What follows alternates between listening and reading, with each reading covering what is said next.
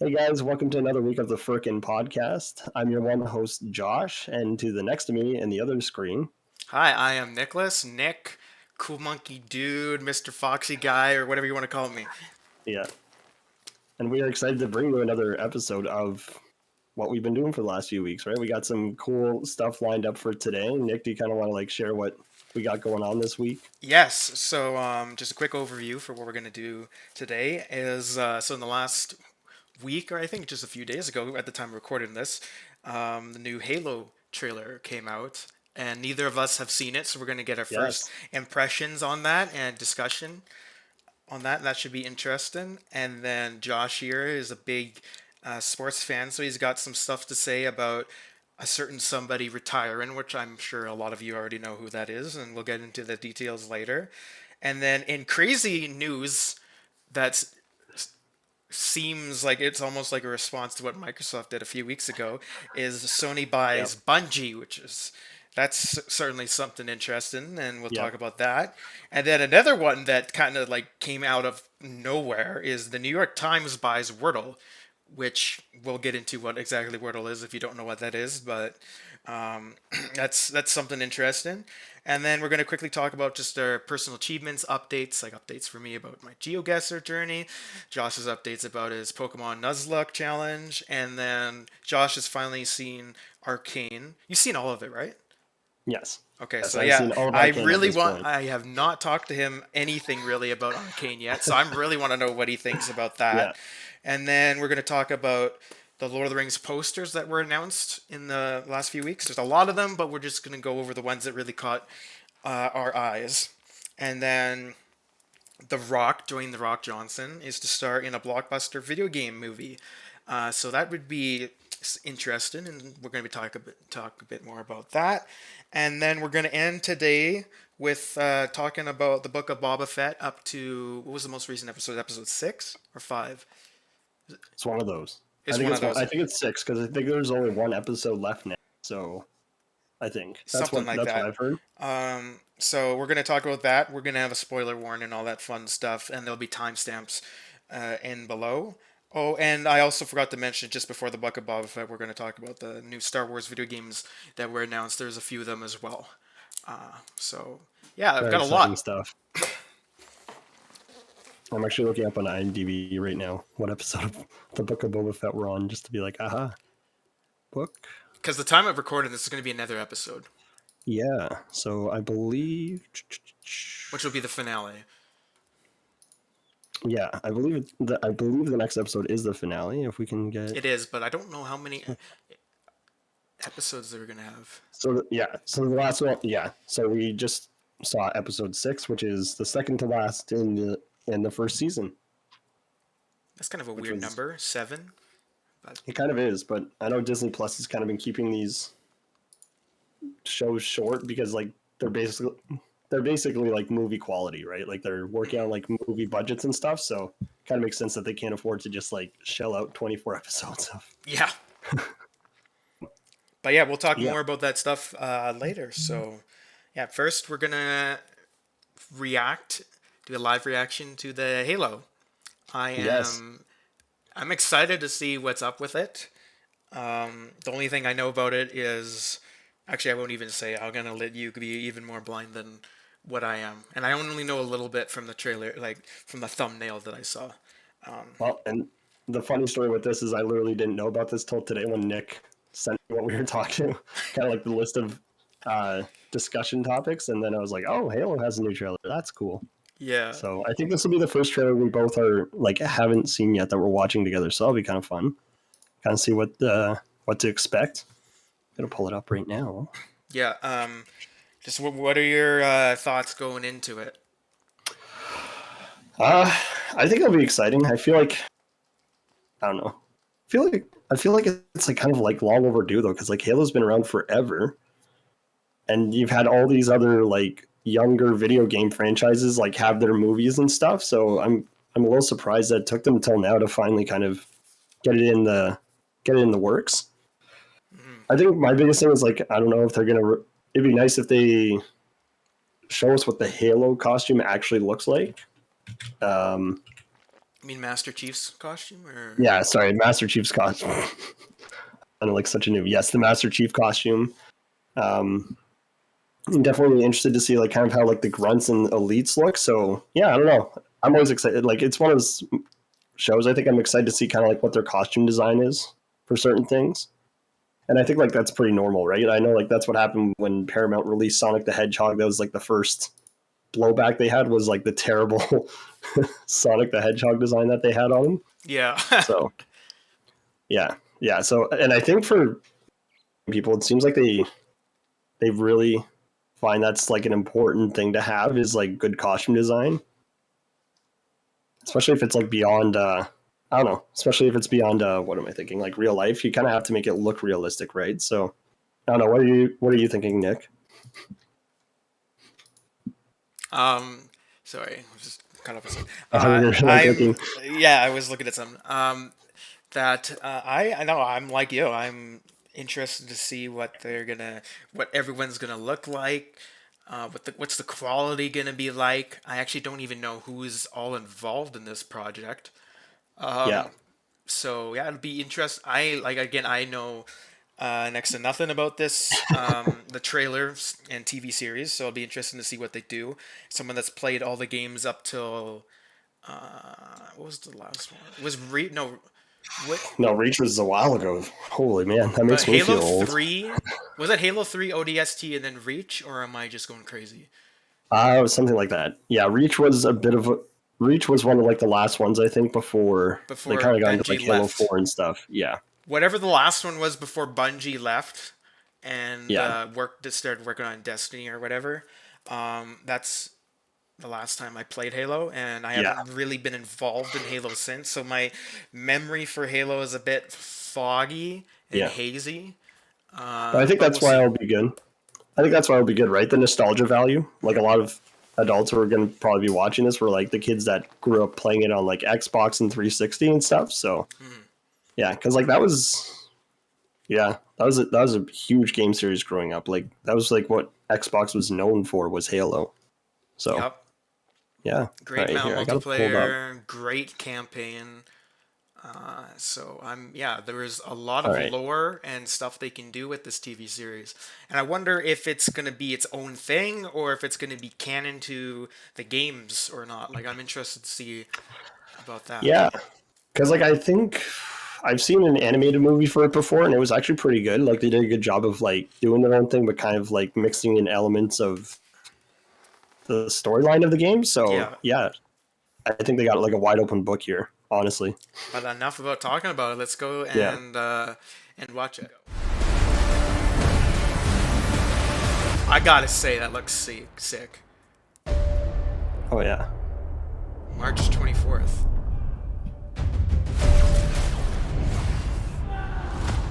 You. Humanity's best weapon. Oh geez. Yeah, they're starting off strong. Oh my god, he looks sick! Yeah, that's a really nice looking costume. I love it.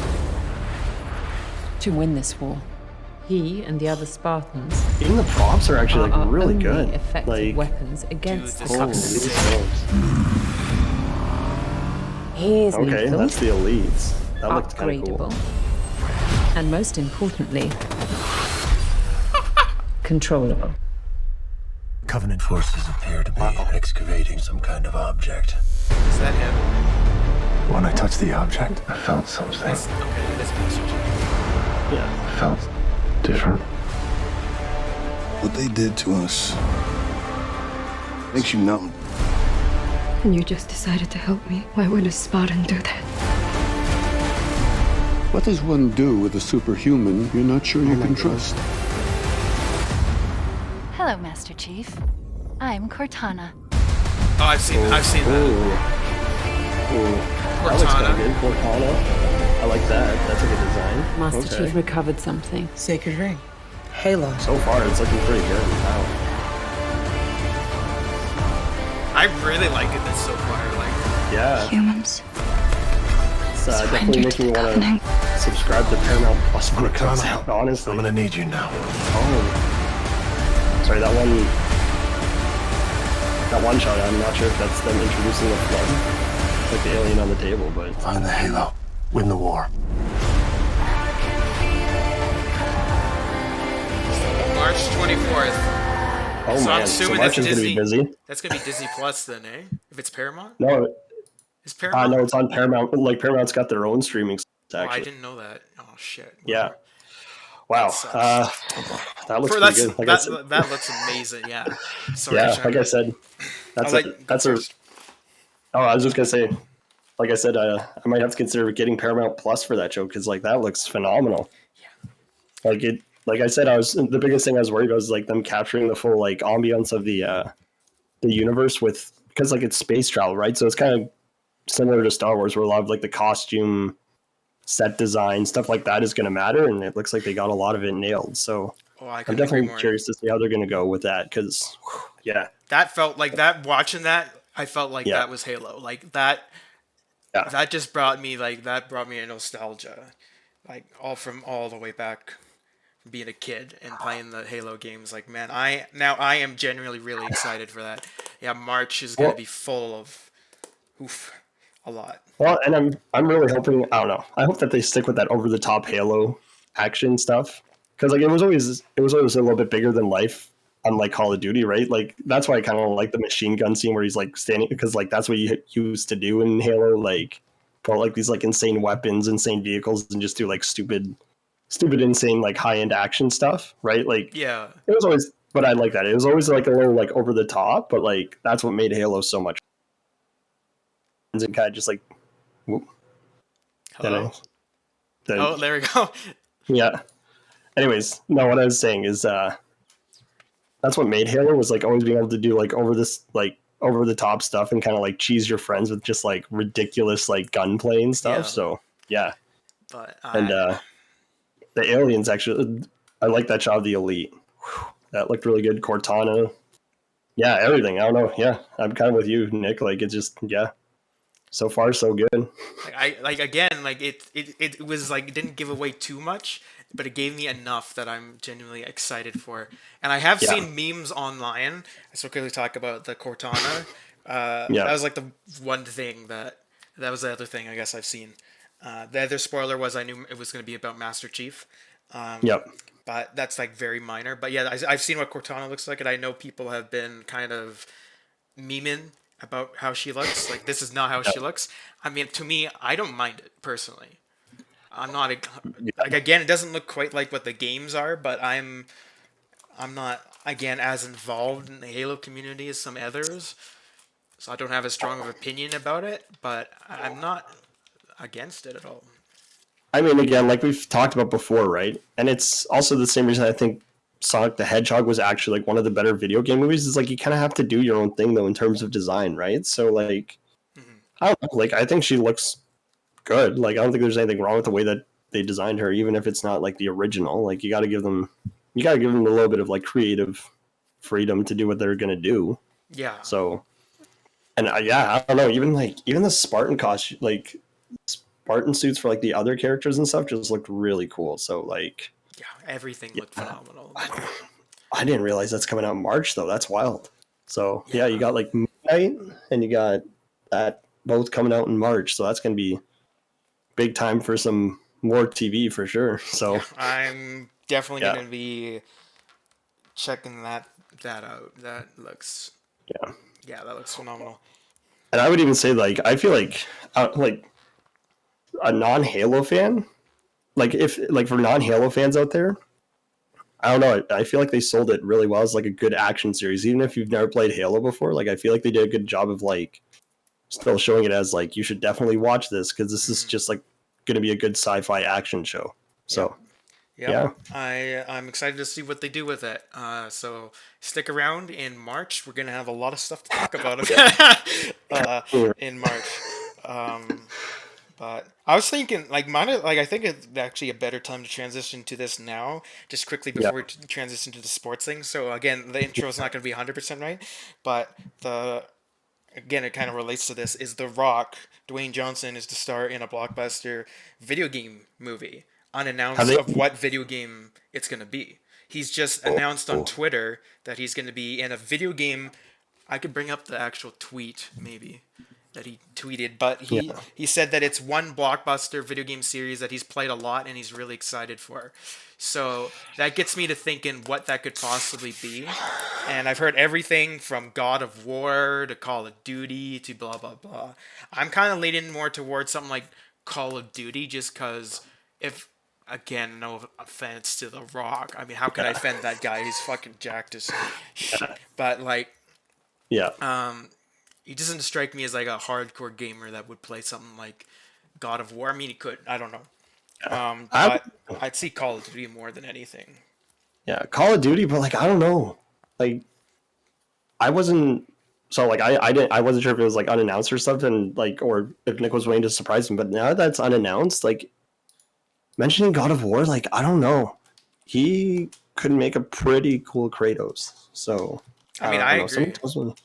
He could surprise us. I think that's kind of my vote because like I mean like that'd be kind of cool. I haven't played like a lot of God of War, but from what I have played, it's another game with pretty intense like lore around it. So I think they could go in a lot of different directions because I'm actually reading this article here by, I don't know how credible this is, but it's by Giant Freaking Robot. And it says that exclusive Dwayne Johnson's new video game movie is Call of Duty. And this was released not long ago. Yeah. I don't know if this is official though, because I haven't seen anyone else talk about that. I think that's them just guessing it. Let me read the article here. Well, really quick though, to your point earlier, I don't see Dwayne The Rock being like a huge gamer, and with like how much bigger Call of Duty is, kind of on like a worldwide scale, I could see them going that way simply because like again, Call of Duty is one of like the top games that people play competitively. Even if you haven't played it, you've heard of it, and you've probably played it at some point because, like, it's been out since like GameCube times. Like, I remember playing like Call of Duty, like Code Red and stuff. So yeah, that one could be a little bit more likely. But God of War has also been around for a while, but so I don't think it's as widely played. Here it says Giant Freaking Robot's trusted and proven inside source has shared that Dwayne Johnson is currently in talks with studios to make a Call of Duty movie. That's what they report. Again, I don't know how reliable that is, so I'm not going to go by that. I'm just going to go by whatever. Again, I could see more Call of Duty, and if they're going to do Call of Duty, I would see them... I'd honestly see them do the Modern Warfare series. Yeah. Because those had great stories. I played... Because Call of Duty Modern Warfare, the original, Call of Duty 4, way back, I don't remember what year that came out. But that was my very first Call of Duty. And then the year after was World at War and Modern Warfare 2 and all that stuff. But yeah, Call of Duty, Modern Warfare and Modern Warfare 2. And even to some extent Modern Warfare 3. I don't think Modern Warfare 3 was as good. But the Modern Warfare trilogy was a phenomenal trilogy. And again, like, I feel like the more I think about it, like, as much as it would be cool for God of War doesn't really work. I would rather see that as a TV show. You know what I mean? Yeah. I think God of War, because like of how extensive it can go, I think that'd be a better TV show. So if it's a movie, I could see them doing Call of Duty, because Call of Duty as a show wouldn't really work out. Does that make sense? Yeah, no, I agree. And now that I thought about it, as we're kind of talking about it, as much as Dwayne The Rock would make a good Kratos, I think... because like it just popped in my head, I think Jason Momoa would actually be a way better Kratos, because he's got the same kind of like ass beard and stuff. So like I could totally. So I would be down for that. If anybody out there who's making movies or TV shows is listening, Jason Momoa should be Kratos from God of War. Now that I thought about it, honestly, that'd actually be pretty cool. I didn't even think about that, but like that would be like spot on. I'm trying to think what else could it be that we haven't like heard anything. That haven't like, and this one I'm pretty sure he tweeted that it hasn't had a movie made from it. Yeah. So like I'm trying to think what else has not been. I mean, there's been Assassin's Creed. I mean, like one pretty outlandish one could be like Far Cry maybe, but like I don't like Far Cry. Was movie at one point or in production at something? I don't know. Maybe it was, but. That's the only other one that I don't know. That's the only other one that's coming to mind. Oh, there is? Is it based on the game though? It's Oh, a maybe pretty it is. poorly rated movie though. I don't know what else it would have been. Like, I can't. but I'm trying to think. Is there maybe like are they Obviously, it's thinking? not Halo. Yeah, are they thinking more vintage though? Maybe like that's what I'm wondering. Like, is it more current or is this like Dwayne the Rock talks about how like maybe he played it as a kid? Wolfenstein. What about Wolfenstein? I Be that just interesting. popped in my head. That would be a very interesting premise. I don't know if you could make a movie in today's climate about Wolfenstein. No. It'd be touchy. But see, now I don't want to think too vintage because like Dwayne the Rock technically already did a movie for Doom, which it was decent, but that also rules that one out then because like they did one for that already. Resident Evil's kind of been done. Well, not kind of. It That has is a been TV done series quite a coming up Well, later this year. multiple movies and stuff. So Yeah. I think those would probably be my top two to expect is either Call of Duty or God of War. But again, God of War I could see as a TV show.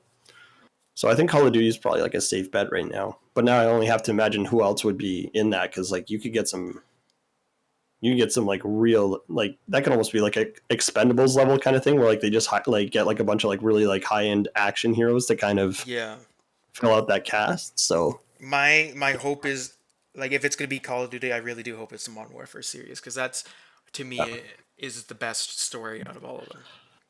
Well, and I mean, like again, if you go all the way back to like when it was on GameCube, it's like that World War I, World War II kind of theme, and they do that so much in other movies already, which is like good. But yeah, I feel like it would be a better sell to go with like the more modern day stuff. Modern Warfare was just so good. Yeah, for sure. Anyway, moving on from that. All right, I'm gonna let you take this. Oh yeah. So as everybody kind of knows, we're going from the world of movies and their celebrities to the sports world because like a big celebrity kind of stepped down in the past week. If you haven't seen, Tom Brady officially retiring after 22 seasons. So I don't know. I said to Nick, I kind of want to bring it up because like I think everybody, whether or not you know football, you've heard of Tom Brady. He's kind of like, I'd argue, he's kind of like the Wayne Gretzky kind of guy for hockey, right? Kind of just like one of those like generational talents. So yeah, it was it was kind of funny though because like you'll probably find this funny too, Nick. So basically, the week started off with like this big announcement that he was retiring, that came from like his agent, bunch of other people, but like not from Tom Brady like at all whatsoever. So like everyone thought he was retired on like Monday. Oh. Again? Hello? Oh, did I cut out? Yeah, you totally cut out for me. Oh, okay. You're good now, Let's see. though. Yeah? Yeah. But basically, the good thing is I didn't cut out on this side. So we're good. Anyways. Okay. But so yeah, I'll kind of go with this. So again, the announcement was made earlier this week by other people other than Tom Brady. But then they found out that he hadn't officially retired yet. Like, oh my goodness, he's done. And then he, comes back. And was like, nope, I'm not retired yet. But then like 2 days later, he announced his retirement, put like a big statement on Twitter, all that stuff. So it was kind of like a weird, moment because like nobody knew. They're like, are you actually done now? Like, this is for sure coming from you. So yeah, but no, the bigger aspect I would kind of want to focus on, because like, we're not too sportsy on this channel, is the fact that like he's had a pretty wild career. So like for people who like don't know, like Tom Brady was like a nobody when he showed up to draft day. Like he wasn't like the other guys that he's played with, like Peyton Manning, Drew Brees. Like he's a big name now, but like he was drafted like super low. They described him as like kind of like this like uncoordinated lanky kid coming out of like some college, and drafted in the 6th round, so like 200th overall, which is not very high.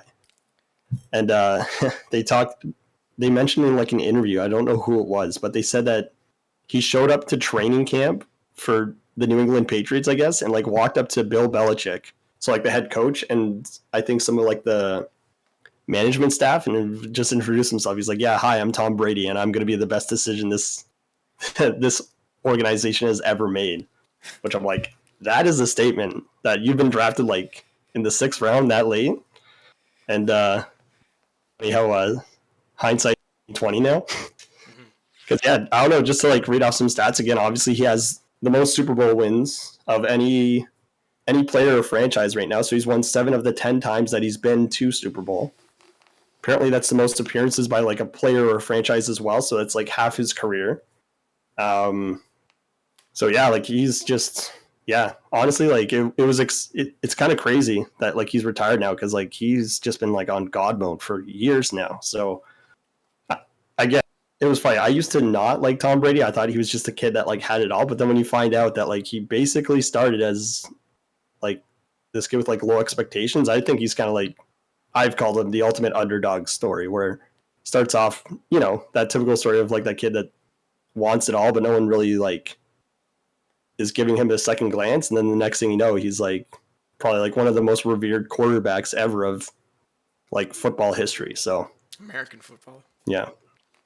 American football. Sorry, yes. We're talking American football. Tom Brady did not play soccer at any point, but so I don't know. That's just what I wanted to share, is that I thought it was kind of cool that to go from like, again, nothing to one of the most historical quarterbacks of like American football history. I think that's kind of cool. And I think that's kind of inspirational, it kind of gives you that inspiration that like anything possible kind of thing. So I thought that was kind of cool. Yeah, it is. Even like I'm not really big into sports in this day and age, besides like baseball. But even I know of Tom Brady, and just the legacy he left behind is certainly something. And he like until Patrick Mahomes, he was actually the youngest player ever to win Super Bowl. So he's now the second youngest. So that says a lot, because like that's like to win a Super Bowl at the like to be like, I don't know, that's like a hard stat to achieve, to be like one of the youngest to ever win a Super Bowl, because like the amount of pressure that like comes down on you and stuff like that is insane. Like I don't know, he's just, but yeah. And I think it was worth noting because like it's kind of like the end of an era for football, because for people who do know, like Peyton Manning, Drew Brees, they kind of retired in like recent years, Big Ben as well. So he's kind of like the last of his generation. So now it's kind of opened up the door to see who's going to be next, kind of thing, which is kind of exciting. So yeah, that's kind of, I don't know, that's kind of it. It was kind of a cool story. Yeah, it'll be interesting. It'll be really interesting to see what happens in football. I'm sure you'll especially comment Nick's very excited. What's that? Nick's very excited to see what happens in American football. Oh yeah, totally. You could just see it. Yeah. You could just see it from me. Yeah, no. But yeah. Better things. Yeah. So what do we have next? Okay. So another weird. This is big. Yeah. Big transaction news is Sony buying Bungie, which kind of, funnily enough, ties right into Halo. That is certainly something that, again, kind of came out of nowhere. Like, you have to wonder if it was a response to the Microsoft. Obviously not, but it's like the talks were going on for a while. Yeah. I'm sure the talks were going for a while, but I'm just wondering if maybe part of it was like once Microsoft and Blizzard kind of nailed it down. I'm not sure if maybe that like sped things up. Like maybe they're for like, you know what I mean? Like sometimes stuff like that can happen, right? Or maybe like Bungie looked and was like, okay, they've already kind of settled it. Should we be moving too? Or maybe it could have come more from Sony, where maybe they're like, okay, we kind of need like an answer now. So like, I don't know. I was just surprised. I was kind of blindsided. I was like, all right, cool. We got two camps now in the world of video games, either Sony or Windows. So choose a side kind of thing. It's certainly something. I mean, yeah.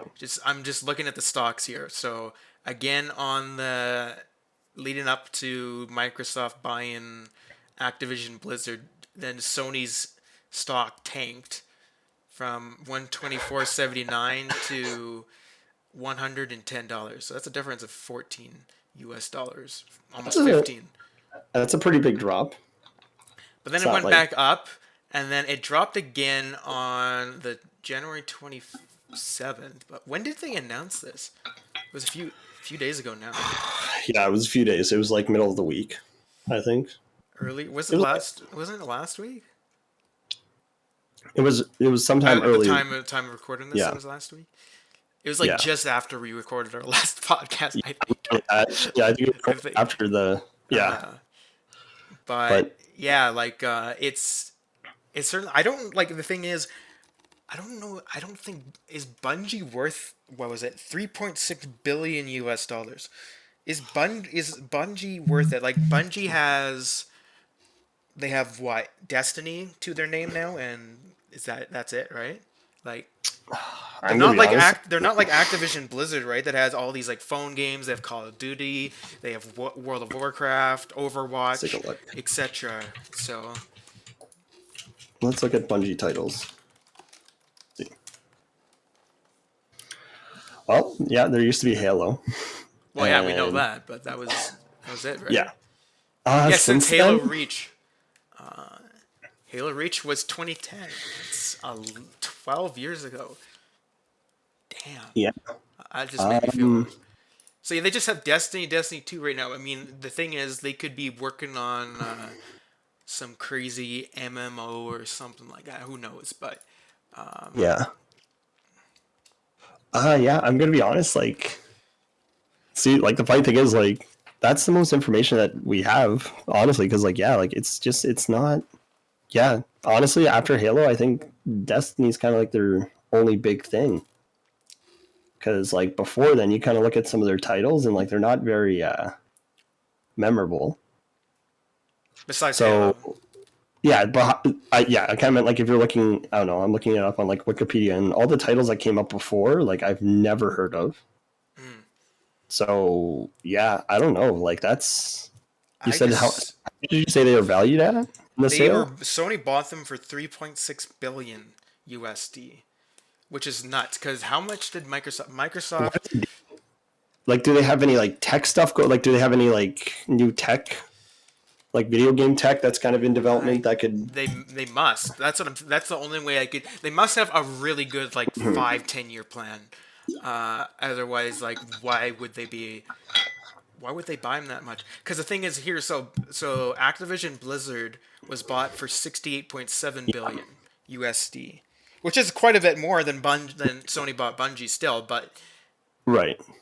But that's still quite a bit. That's still like, considering just what Activision and Blizzard have to offer compared to just Bungie with like one title right now is just. Like it's just I don't know how to feel like, and like they've had a rocky experience with the Destiny series to begin with.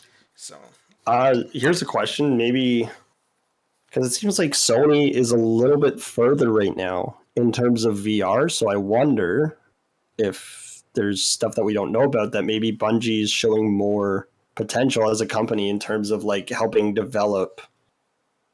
The scope of like VR gaming, maybe like that's the only thing I could see is that maybe Bungie has some plans and like you said, the next 5 to 10 years to kind of help advance that for Sony.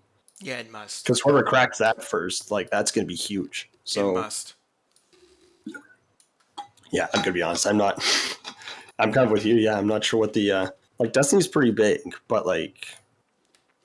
It's big in its niche community, if that makes sense. Because, like, I don't know. Yeah. I think, like, it was big at first when everyone's like, oh, it's going to, like, you know. I think, like, a lot of, like, funny enough, like, Halo fans tried going to it, and they're like, oh, it's not really for me because it's more of, like, a, like, looter, shooter, free, like, open world kind of thing. But, yeah, I don't know what to make of it. Because that's more than what Microsoft paid to buy Mojang, which is the creators of Minecraft. Which just puts you into perspective. That's like that to me. That's just crazy. Like, I mean, so, I guess to be fair, that was in 2014 and inflation, but inflation hasn't risen that much. No, like it's risen quite a bit, but it's not risen like that much. Like that's significant. Like I think what you said. Like there must be like some 5 to 10 year plan that they're kind of keeping under wraps right now. Understandably so, right? Because you don't want competition to figure out what you're doing. Yeah. So it'll be interesting to see what Sony does with this. But I think this means that Bungie titles are going to be exclusive to Sony, so that right there might increase their value quite a bit. I'd like to think so, but like I said before, obviously like it's not a huge factor, but I wonder though if maybe Bungie was able to get a little bit more value on the deal, because again, if you're sitting there Sony, you kind of see like Microsoft make this move. Even if you've been planning it for a little, they might have still been negotiating prices, but like maybe once they see what happened with Microsoft getting Blizzard, they're kind of like, okay, we need to just like take the deal we have now and kind of solidify, because you don't want to, it kind of makes them consider like, okay, they made a move on Blizzard, what's stopping them now from maybe trying to make a move on Bungie and maybe give them a better deal? So it could have just been like again, like you said, it's probably in the planning for a while, but like, it's still business where like once you see something like that, you kind of feel pressure to be like, okay, like let's close before they kind of change focus and kind of take, like, you never know, right? Because like, after getting Blizzard, Microsoft could be like, all right, Bungie, like what's your asking price? We can kind of move that way. So it's a little bit of pressure, but I think it's definitely more just, again, Sony's a smart company. They probably saw something that we're unaware of. So yeah, it'll be, like I said before, it's going to make for a very interesting E3 with all this. Whenever they have E3 next, it's going to be interesting to see what. Yeah, that's if they do that. Yeah. Well, because again, even if it's not this year, like you said, if they have 5 to 10 year plans, it's still going to be big enough news at the next E3 conference that like that's probably going to be huge for both companies, kind of announcing like what they're expecting to do. Oh yeah. Even if it's in the near future. So yeah, we'll see what happens. Yeah. And then there's another interesting purchase that happened this week too. Yeah. So the New York Times of all companies buys Wordle. And that right there makes New York Times one of the biggest video game companies, which is really weird to think about. Really? Yeah, it's up there anyway. Like. Interesting. So yeah. Now, Josh, do you want to explain what exactly Wordle is for anyone that doesn't know what Wordle is? Yeah, it's been kind of like the new social media trend sensation thing that I've kind of been watching. So I finally got into it. It's pretty simple. Basically, I think it's a 5-letter word, five-letter word, and you get 6 guesses. And it's kind of like if you've ever played Mastermind, where like you'll put in a word, and then you get 6 tries, and with each try, when you put in a word, it will kind of show you like what belongs and what doesn't. So if it's like a letter in the correct spot, it goes green. And if it's the correct letter but wrong spot, it goes yellow. And then any other letters that just like aren't in the final word just get like grayed out on your keyboard. So yeah, basically like the whole thing is it's a word puzzle. So you got like 6 guesses. You got to like try and like use a process of elimination in your knowledge of the human dictionary, I guess. Is it like Hangman in a way? A little bit. Without the hangman, obviously. But like, have you ever played Mastermind before with like the little like colored pegs at all? I don't think so. No, I'd say for people who know that, it's similar to that because again, it's kind of like a process of elimination. Because again, in that one too, you kind of like can tell people, oh yeah, you got the right color, right spot. Nope, wrong color, like wrong color completely, or right color, wrong spot. So, yeah, it's just like, I don't know, the best way I can think about it, it's a fun word puzzle. I'd say check it out. Like it's pretty easy in concept to learn, but it gets tricky because again, you only have 6 guesses. So as you kind of get like down the list, you're trying to like use process of elimination or kind of like think outside the box a little bit. The biggest strategy is to always try to use like words with a lot of vowels early on, so you get those figured out. That's what I do, because like I think once you figure out vowels, then you can kind of start to piece the rest together. So, have you tried it all, Nick? I can't. That's why I'm letting you explain. I have not tried Wordle. I've been too busy with the Geoguessr and other stuff like that. So, well, the nice thing that I like about it, it's a fairly short, like it's maybe like a 10-15 minute puzzle at most, unless like you're really like struggling. But yeah, so yeah, I've been seeing like people they'll like post like the pattern that like shows up on like Facebook and stuff to like show how many guesses, like, you know, kind of like how their puzzle developed. So it's interesting. The New York Times bought it though, so like I wasn't expecting that. It was, It's a newspaper, man. yeah. I don't know. I mean, it's, to be fair, New York Times is the biggest newspaper around. Well, and when he mentioned it to me, and when I thought about it, it kind of makes sense, right? Because like think about it, even before newspaper went digital, what was always in the newspapers, right? You had your crossword, your Sudokus, all those kinds of like brain teaser puzzles, like word search. So it kind of fits their brand. Like, you know what I mean? Like it's another like, you know, mini word puzzle you can do daily. Comes up every day, so you can do it if you want it. So I think like that's why they probably bought it, because they're like, it's kind of fits in line with like the rest of their brand, I guess. So all the power to them. Because like, I mean, it makes smart. It's smart because, you know, the reality is, you know, newspapers are going on the downhill. But I think New York Times has done one of the best transitions to social media and all that stuff. I mean, I'm just gonna say it. New York Times is one of the.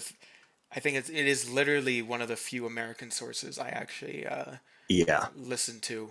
And then again, I like, because I really like their reports on just what's happening around the world, and their tech news and science news. Like they're on the top of their game, in my opinion, when it comes to that.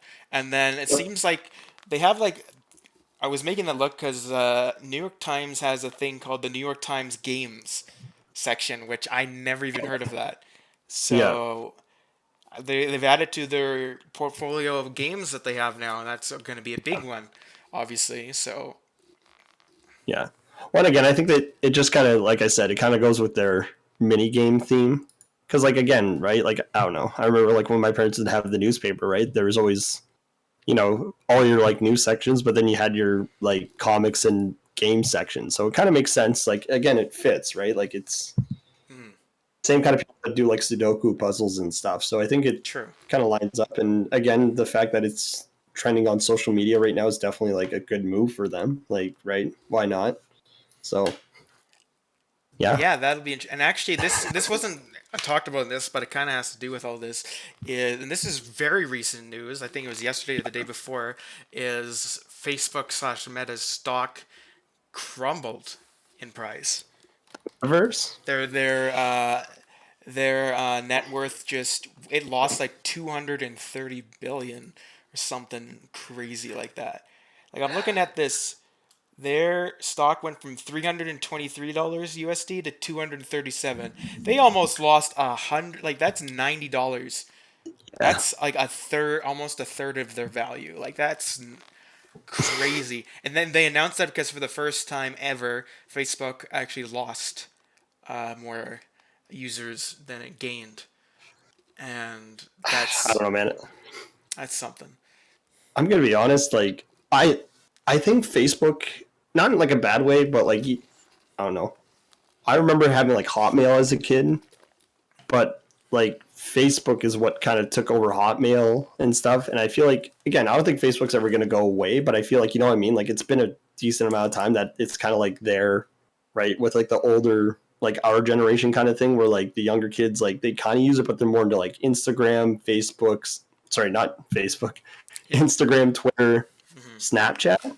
So I think I don't think it's like going away anytime soon, but I think they kind of have to accept that they're kind of like the older generation right now of adults, where like your 18-year-olds, like some of them have it, but like they're they're focused more now on like TikTok and, like I said, all the other ones too. So well, my thing with that is, I mean, Facebook, like Meta is going to be which is still weird for me to say it. It's still going to be around for a while. They're doing the whole like trying to build the metaverse, and then, which is kind of weird. And then they also own like Instagram and stuff too, right? And I think most millennials use Instagram now. I personally don't, but I know a lot of my generation and friends and stuff do have Instagram.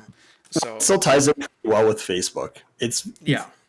Instagram is very similar to Facebook, so it makes sense that they own it, because it's the same idea of like posting pictures and sharing about life. I don't know. I'm gonna be honest. I don't have a lot of faith in the metaverse in terms of like being like the frontier for VR right now. That's just me. I think I think Mark Zuckerberg is like extremely talented for everything that he did, but I did not like. I saw like he was a good web developer, right? Like obviously, like he created Facebook. Well, that according to the social network and stuff, right? Like that's also a little bit of a gray area, but I don't know. Yeah, he just doesn't.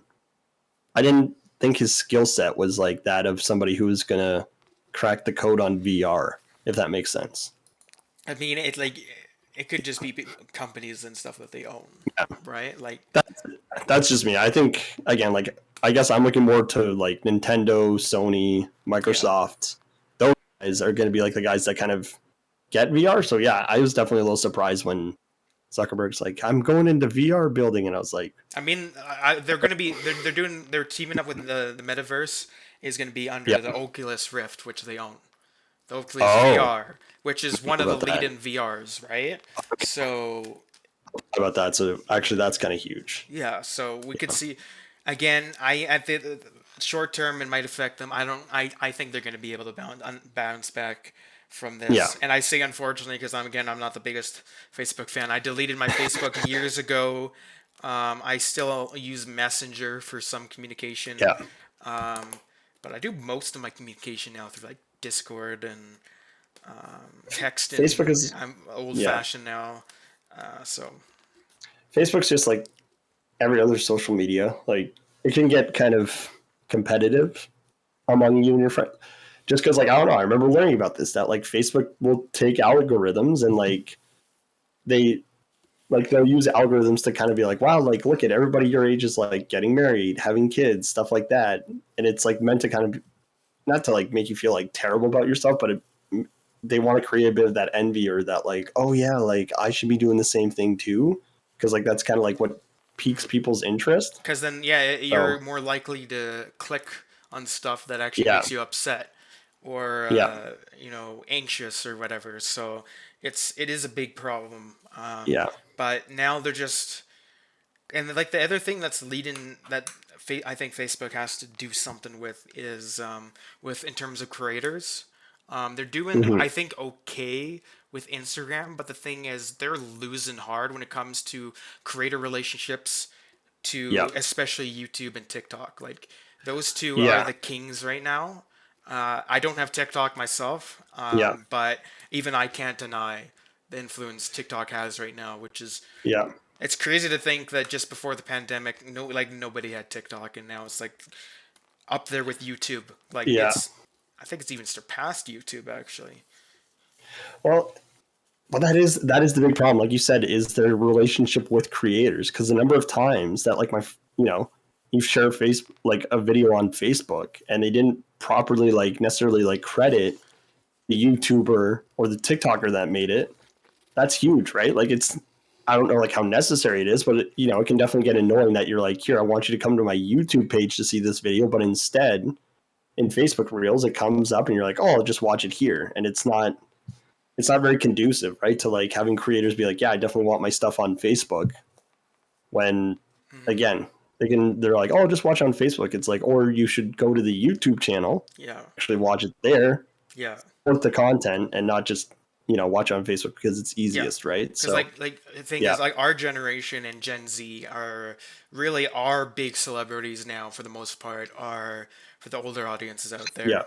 Are these online like YouTubers, celebrities, influencers, whatever you want to call them, so on and so forth. And it's really important to have a good relationship with these creators so that they keep making content on whatever social media platform you're using, so people keep coming back. I think Reddit's kind of an exception there, where Reddit doesn't necessarily need that, but that's how Reddit is designed compared to all these other ones.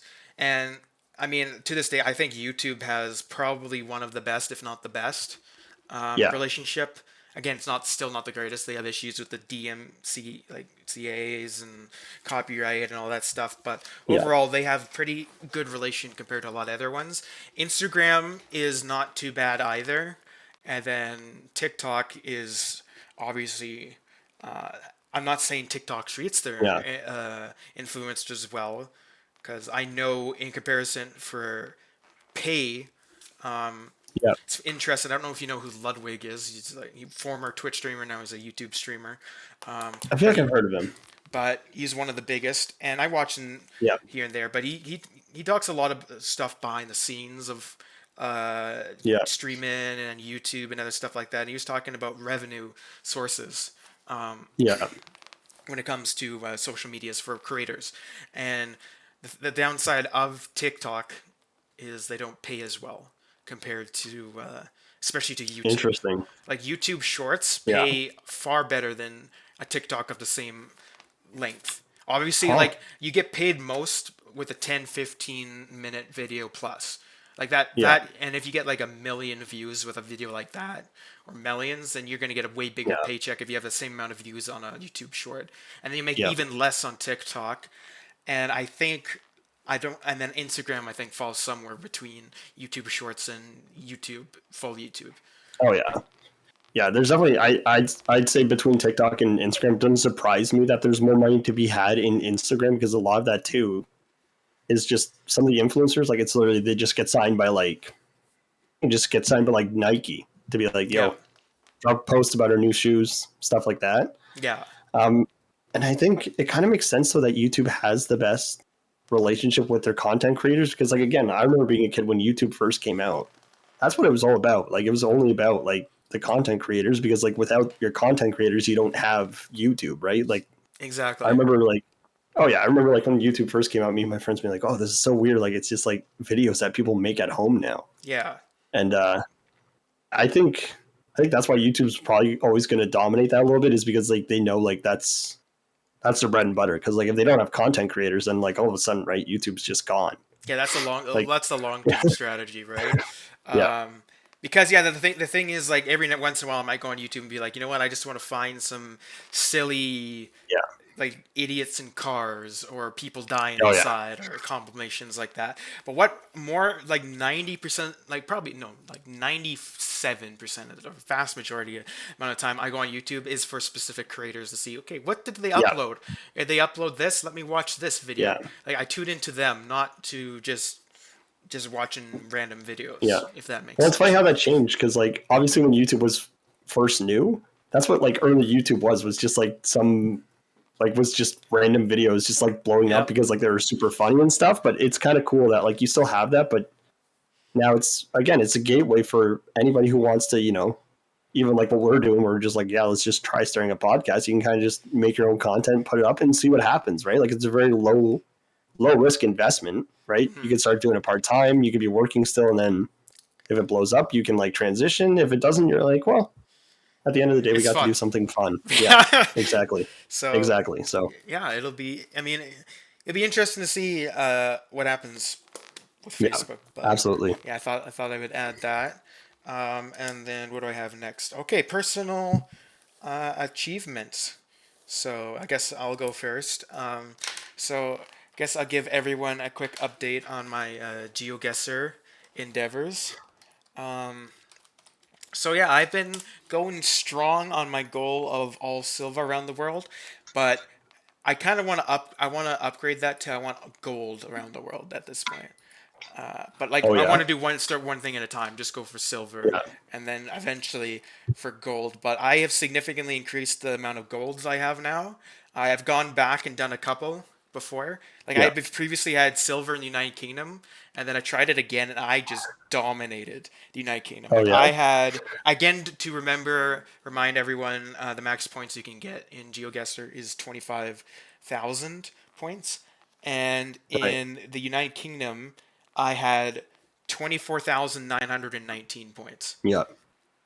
Out of 25,000. So that's ridiculously good. I kind of want to toss these in the edit too. At some point, you know what? I kind of want to toss them in because like you showed them. So like Nick in our group chat shared some pretty funny screenshots that you had of like playing Geoguessr. I think you mentioned like the cat and the kid. Yeah. The cat was in. You could post it up here. I'll put it up in the channel. I don't know. I thought it was pretty funny because like it was just he had a couple of like photos that like he showed us. I'm like, there's no way that you actually saw this on. Well, there was this bunny that I saw on Reddit. That was not me. I credit to the Geoguessr subreddit for that. This Ottoman cat picture I actually saw on Geoguessr, and the funny thing about that is it's also posted on the Reddit page too. But Oh yeah. yeah, but it's So you found it.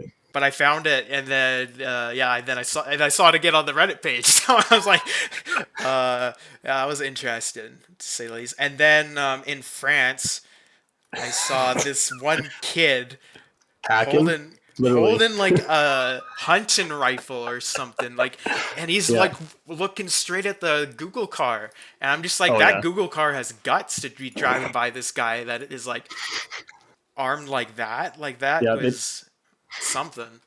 They probably sped up a bit as they went by, kind of. Yeah, and believe it or not, so you would think that kid or whatever would be in like maybe, I don't know if it's like in like Russia? Africa or something like that. That was in France. Yeah. That was in France. Like, I kid you not. I'm like, what the heck? Like, I don't know. It was something. I just figured I wanted to share those because like I thought those were pretty funny when I saw them. So. But yeah, to update. Now that we're talking about it. So I can't remember how many countries I had last time. I think for gold I only had 3. I got 9 now, so I tripled that. Right. So I think I had Canada, US, and New Zealand before. Yeah. So now I went back to United Kingdom. I have France, Spain, Germany, and Germany I did with a buddy of mine, and then I have Puerto Rico as well. Which is kind of, even though Puerto Rico is part of the United States on Geoguessr, it's like its own separate thing. Yeah. And I got gold on Puerto Rico. I think it also helped that I've actually been to Puerto Rico, and Puerto Rico is a small island, so. Correct me if I'm wrong. That's South America, right? It's Caribbean. Okay, but like that's kind of like it's right. Or is it's that like more it's like across from Cuba, give or take. Like you got to go past Haiti and the Dominican Republic, but then it's like on the same. Same. So it's closer to like Central America, kind of. Yeah, it would be. Yeah. Okay. It's like right on the same level as southern Mexico. Oh, okay. Yeah. So that is Which, to also update for my silver medals, I have done the Dominican Republic, Mexico, Guatemala. What is this? How do you say this? It's a tiny island off of South America called Curaçao or something like that. Yep. And when I went there, I'm like, have I been here? So I had to look it up, and yes, I did go to that island for like a day or something way back in 2012 when I went on a cruise there. The one and probably only time of my life I'm going to go on a cruise because I wasn't a fan. You're not a fan of cruises? No. Not your thing? No, that's a topic for a different day. So I remember then at the end of the last podcast, I talked about doing Greenland. Well, I did do Greenland, and Greenland's tough. That is a tough one. I had silver in Greenland. I'm going to be honest. I don't know, from like what I've seen of Greenland on maps and stuff, beautiful country. But like it all looks like it's a very, like the landscape is like very like kind of like similar uniform across the way, like, you know, if that makes sense. Like I don't know, from like most of like the photos I've seen, like it looks pretty. It's also huge. Similar. Yeah, it's also huge. Yeah, it's big. And then I also did Iceland, and yeah, I actually think I would have gotten gold in Iceland, but then there was one time it put me in like the middle of nowhere in Iceland, and like it didn't let me, like it only let me move a little bit. And that was it. Yeah. And I had to guess based on what I saw around, which I kind of want to get to that level at 1.2, but I'm not at that level yet. So that was a rough guess, and that kind of costed me gold in that. I guess that's what I was saying about like Greenland and Iceland is that, again, both really nice countries, but like, yeah, there's like a lot of just like middle of nowhere there, if that makes sense. You know what I mean? Like a lot of like just kind of rural or like forest areas that like, yeah, you could be, like you said, you could just be dropped like middle of nowhere, and you're just like, I have no idea where this is. Yep. Oh boy. And then I've done Norway, which I can't remember if I did that by the time of last time. Yeah. And I know I did Australia last time, which I haven't attempted Australia again because Australia is all about luck. Like if you're just put in somewhere in the middle of the outback, well, good luck. Because you're gonna be if you're moving, you're gonna be clicking forever. Because Australia is huge. So So like if Iceland let me keep moving, I probably would eventually got it. Like there'd be an intersection, there'd be a sign that says the road, and I'd be able to find it on the map. Yeah. But No, like Australia, good luck with that. Good luck. Honestly, yeah. But So yeah, yeah, again, I still that's have to it for check me. that out. I have to Yeah, we check out gotta. Geoguessr. We should play that sometime. Yeah, Expect some Geoguessr gameplay. I'll try yeah. not to kick his butt too much so that he will enjoy it. Hey, but it's a learning experience, you know. Like that's I don't know. The weird thing is like that's why I started trying Wordle. Was because like I don't know, like I consider myself like pretty smart when it comes to just like English, which sounds like a dumb thing, but it's because like there are some like really weird words out there. And it's I don't know, it's kind of like worth trying. The same reason you probably tried GeoGuessr, you kind of learn something new because like there's been a couple words that I've gotten that I've like never heard of, but I was like I don't know, it kind of intrigued me enough to like look it up on Google, Yep. learn something new. So Like Geoguessr, yeah, I could tell you that before this, yeah, I could not have told you what the Thailand flag is. Now I can tell you it. Like I've gotten yeah, like when I play multiplayer battle royale, I get Thailand so yeah, much. Like if you think you're in Southeast Asia, you're probably in Thailand. Like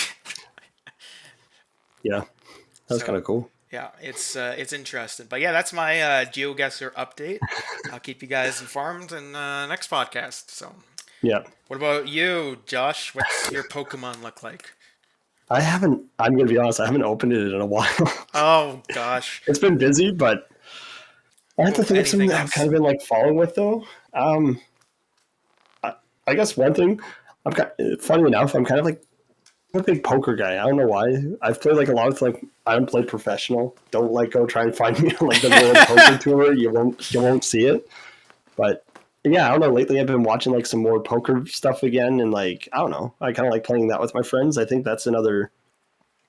I need something mentally stimulating, right? Something that's kind of like strategic. So like even like GeoGuessr or like when we play stuff like I don't know, we've played like Risk or anything like that. And so like I don't know, poker to me is kind of interesting because like if you actually get into it, it's a little bit more strategic than people think. Like obviously it's still gambling, so it's not it's never 100%, but it's I don't know. I'm watching like some of these pros and it's interesting to watch. Like it's a lot of reading people and reading like the cards on the table. So yeah, I don't know. I've just been watching a lot of it lately, and I'm kind of looking to find some friends to play with. But yeah, I don't know. It's just like it's a fun pastime. Again, like I think I'm just trying to find like some mentally stimulating stuff to do. Like kind of keep up upstairs. Keep sane. Yeah, because even my friend Will said that he's trying to get back into chess right now for that reason. Because like he's just like he's like I don't know. I just feel like like he feels like he's fine, like he's still like he's all mentally still there and stuff. But like he just did that, like he kind of misses like that, almost like that daily mental challenge of playing chess because like it kind of helps you, it works your brain, right? Like Yeah. kind of like that daily workout for your brain and stuff. So yeah, I don't know. I feel like lately I've been trying to find some more like Pokemon's fun and stuff. And it's like a little challenging, but like again, I kind of like those like puzzle stuff or like things that like you even have to play with other people. Because as soon as you have to play a game with like other people, I think the strategy gets like way more tricky. Because then Oh yeah. you don't like, you know what I mean? Like, because then like that's another free thinking human instead of computer, and like then that means like possibility for strategy is endless. Then right? Like, because like I'm sure you've said like you've played Civ, for example. So I can only imagine like playing that against somebody would be incredibly weird. It's different. It is quite Yeah. different than the computers. Yeah. There's like totally different Yeah. tactics you use. For example, the computers when you put them on Yeah. max level in Civ 5, they cheat. Like they get literally they're cheated. Like Yeah. no, like they get more starting bonuses and like they Yeah. get stuff. They can build stuff faster than you, even if you Yeah. have max building speed. Like it is crazy, and Yeah. you can say to some extent like. I'm sure your friend Will would know this because I've done a lot of chess in my Yeah. time too, and my gosh, our chess CPU's hard. Oh, they can't They're yeah. brutal. Yeah. I saw some report that said that no human has ever beaten a computer in the last 15 years. Really? Not even the top. Like, Yeah, that's freaky to think about. But yeah, Yeah, I no, don't know. I like. I mean, I couldn't agree. Like, still, like Geoguessr is still keeping me entertained enough. Yeah, I've just been. That's mostly what I've been doing in my free time. That and D&D Yeah. stuff.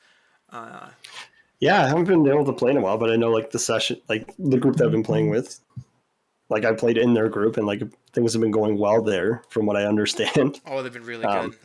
Yeah. We were definitely interested Yeah. in eventually making videos and stuff for it. Because the Yeah. biggest hurdles I have is one, like, again, I'm a newer DM, so I don't know the rules at the top of my head. So and I know just doing online stuff, Yeah. people can be brutal when it comes to that. Oh, yeah. And then like, so there's a little bit of fear of that, but like the big thing that's stopping me is the music copyright. Because I'm a big fan of like the video game and movie soundtracks and stuff that I use. And I'd only be limited to, stuff that is available for everyone. Yeah. Well, and speaking of somebody who's played in like Nick's campaigns, yeah, like that's kind of what your strength is that like you make it very immersive. Like the number of times like Nick will pull up like some kind of like soundtrack or like ambient noise, like ambient sound, sorry.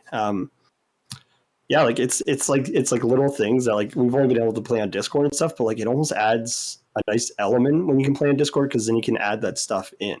Because like playing in person, you could kind of, but you'd have to like plan ahead. Where now, when you have like the web, you can just like pull some stuff up, kind of do some research. So we can still do that. Yeah, it makes person. Yeah, but it makes for a very like immersive experience for sure. So yeah. So yeah, that's what I've been busy with. Yeah. But yeah, no. So that's what I'm trying to do because like I've always been a card shark. So I don't know, just going to play poker. I'll make you a deal. If you play Geoguessr with me, I'll try poker with you. Yeah. Have you ever played before? I have played poker before, but it's been a long time. I would need a refresher on the rules. It's been years since I've played. Yeah. Obviously, I'll put it out there too. If you're interested in poker, play safely, right? Like gamble safe. The thing is, we don't even play for money. We kind of just do we'll do like a buy-in thing where like, I don't know, you pay like $5 to play. You have like a pot, but then it's just like whoever wins takes the pot home. So it's not like this big, like, I don't know. I've known people that like they'll play cash games with each other and like they'll spend like a bunch of money between friends and stuff. But I personally, I can't do it. I got too addictive. I got such an addictive personality. I can't do that. Yeah. But for everybody who's interested in even watching it, like, yeah, you can do kind of just like search up like, I'm watching like World Premier Poker, so it's like the best of the best in like kind of like a round robin tournament. And then, yeah, it's just, I don't know, it's interesting to watch. So yeah. Okay, yeah. So we got a whole whack ton of Lord of the Rings of Power posters here, and again, they do a unique style with these posters where they, instead of showing faces and like or full bodies, they just show like the what do you call it, like the mid region. It sounds so bad, but the mid region of various different characters, which is very interesting. And just for simplicity's sake, we have the link to this article that showcases all 23 pictures, which you can go in the description, but we'll do a quick overview of all 23. Is that okay? And then we'll go more in depth with other ones. Like, it'll be super quick with these ones. But this first one here, so we're going top, left, right, and then bottom, left, right, like top down type thing. So like how you normally read like a novel or whatever here in North America, at least. Yeah, exactly. And here in North America. So this first one here is without question like some kind of dwarf. Without question.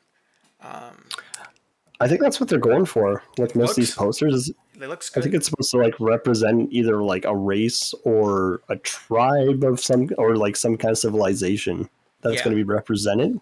Couldn't agree more. Now this next one here, I don't know. I couldn't tell you. I'm intrigued, but at the top of my head, I couldn't tell you either. Yeah. I'm intrigued though. Like, I'm honestly leaning towards the Easterlands here, but I don't know for sure. Yeah, you might know more than me, so if you have a guess, don't be afraid to shout it out. So I'm thinking, the Easterlands for that one, and then this other one at the end, like no question, debate or whatever. It's an elf. Like that's 100% an elf. And like the armor looks sick. It looks just like it looks closer to what the Rivendell armor is. So I'm guessing that could possibly be Elrond, which I've confirmed. Unfortunately, I know we talked a bit about last time. Is so they're gonna have return characters like Elrond's gonna be in this, Galadriel, etc. But they're all new cast. They're not bringing Hugo Weaving back for Elrond or whatever else, which I'm kind of really sad for. I mean, I kind of get it, but at the same time, like it. I guess if it's like a prequel, right? They're probably looking for younger, younger versions of the characters. A young but like Elrond, but elves live forever. That's what I mean. So I'm like, would he just look the same? Yeah, I don't know. He would, in retrospect. But anyway, going down here is this next one here could possibly be Galadriel. Yeah. That was my roommate that closed the door, if you're wondering if you heard. Yeah, no, it's all good. So that could possibly be Galadriel. That's what I'm leaning towards for that one. This next one, I definitely think it's either. At my first glance, I thought it was a Hobbit, but I think it's a Ranger. Yeah, I think that's a little Ranger. bit more sense. That would make more sense than a Hobbit. And then this next one here appears to be like some kind of noble of some kind.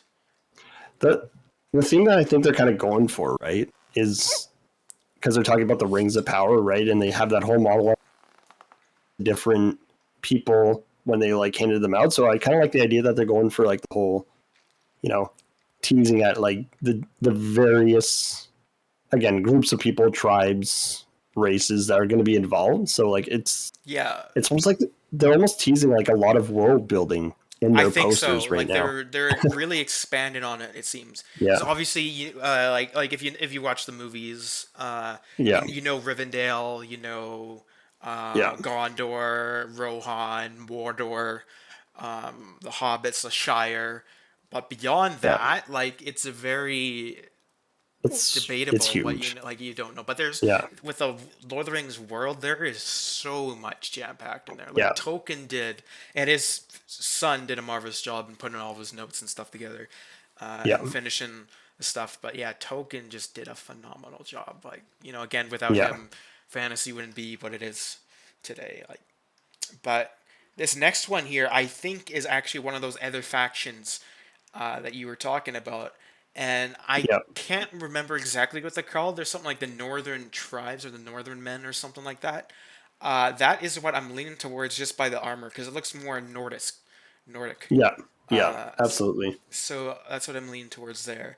This next one here could possibly be a Hobbit. Possibly. I am leaning towards more. I was thinking like the what he's wearing matches an elf, but just how dirty his. I'm probably way over looking at this, but how dirty his like hands and arm is, like that screams more like a man of some kind.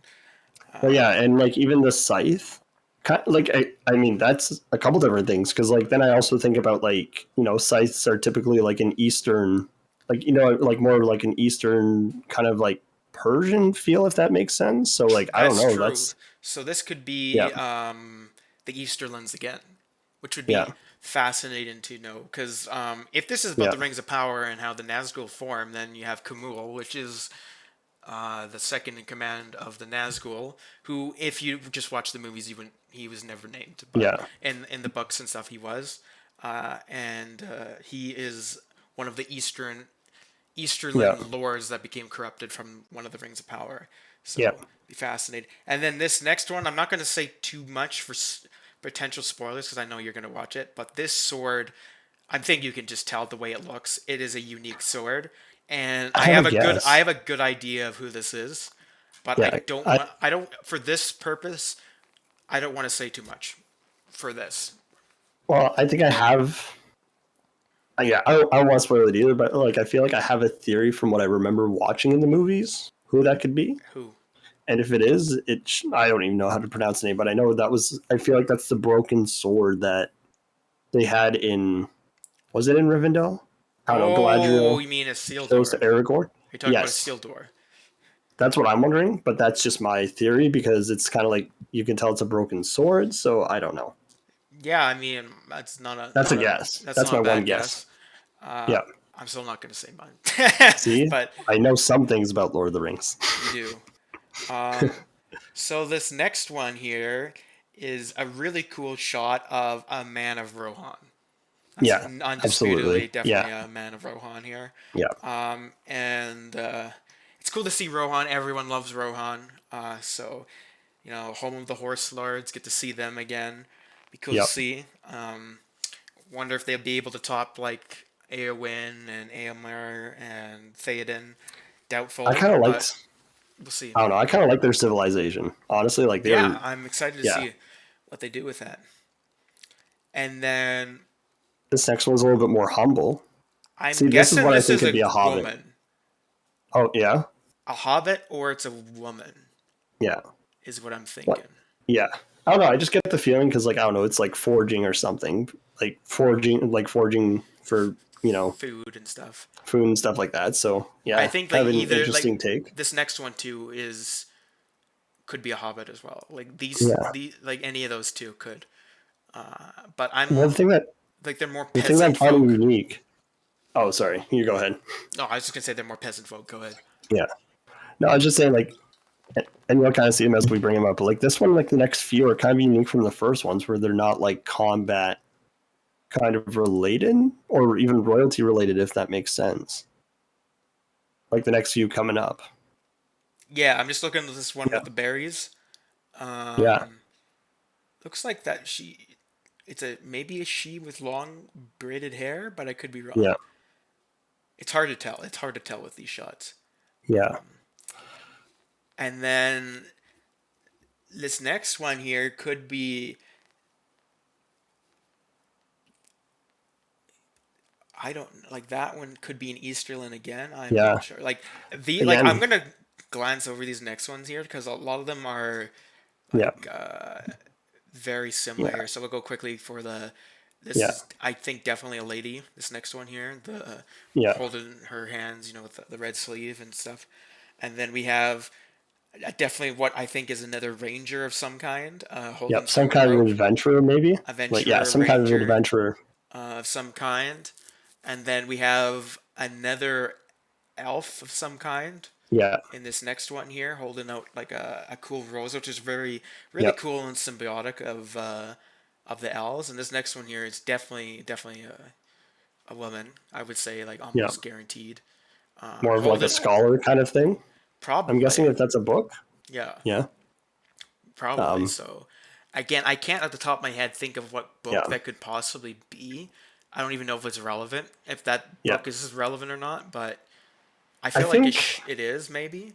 But I think overall, I think it's just to help capture again the fact that they're going for like the diversity, right? Of like how all these different kinds of people were like brought together by the rings of power. That's my Right. guess. I don't know, right? So yeah, we'll have to see.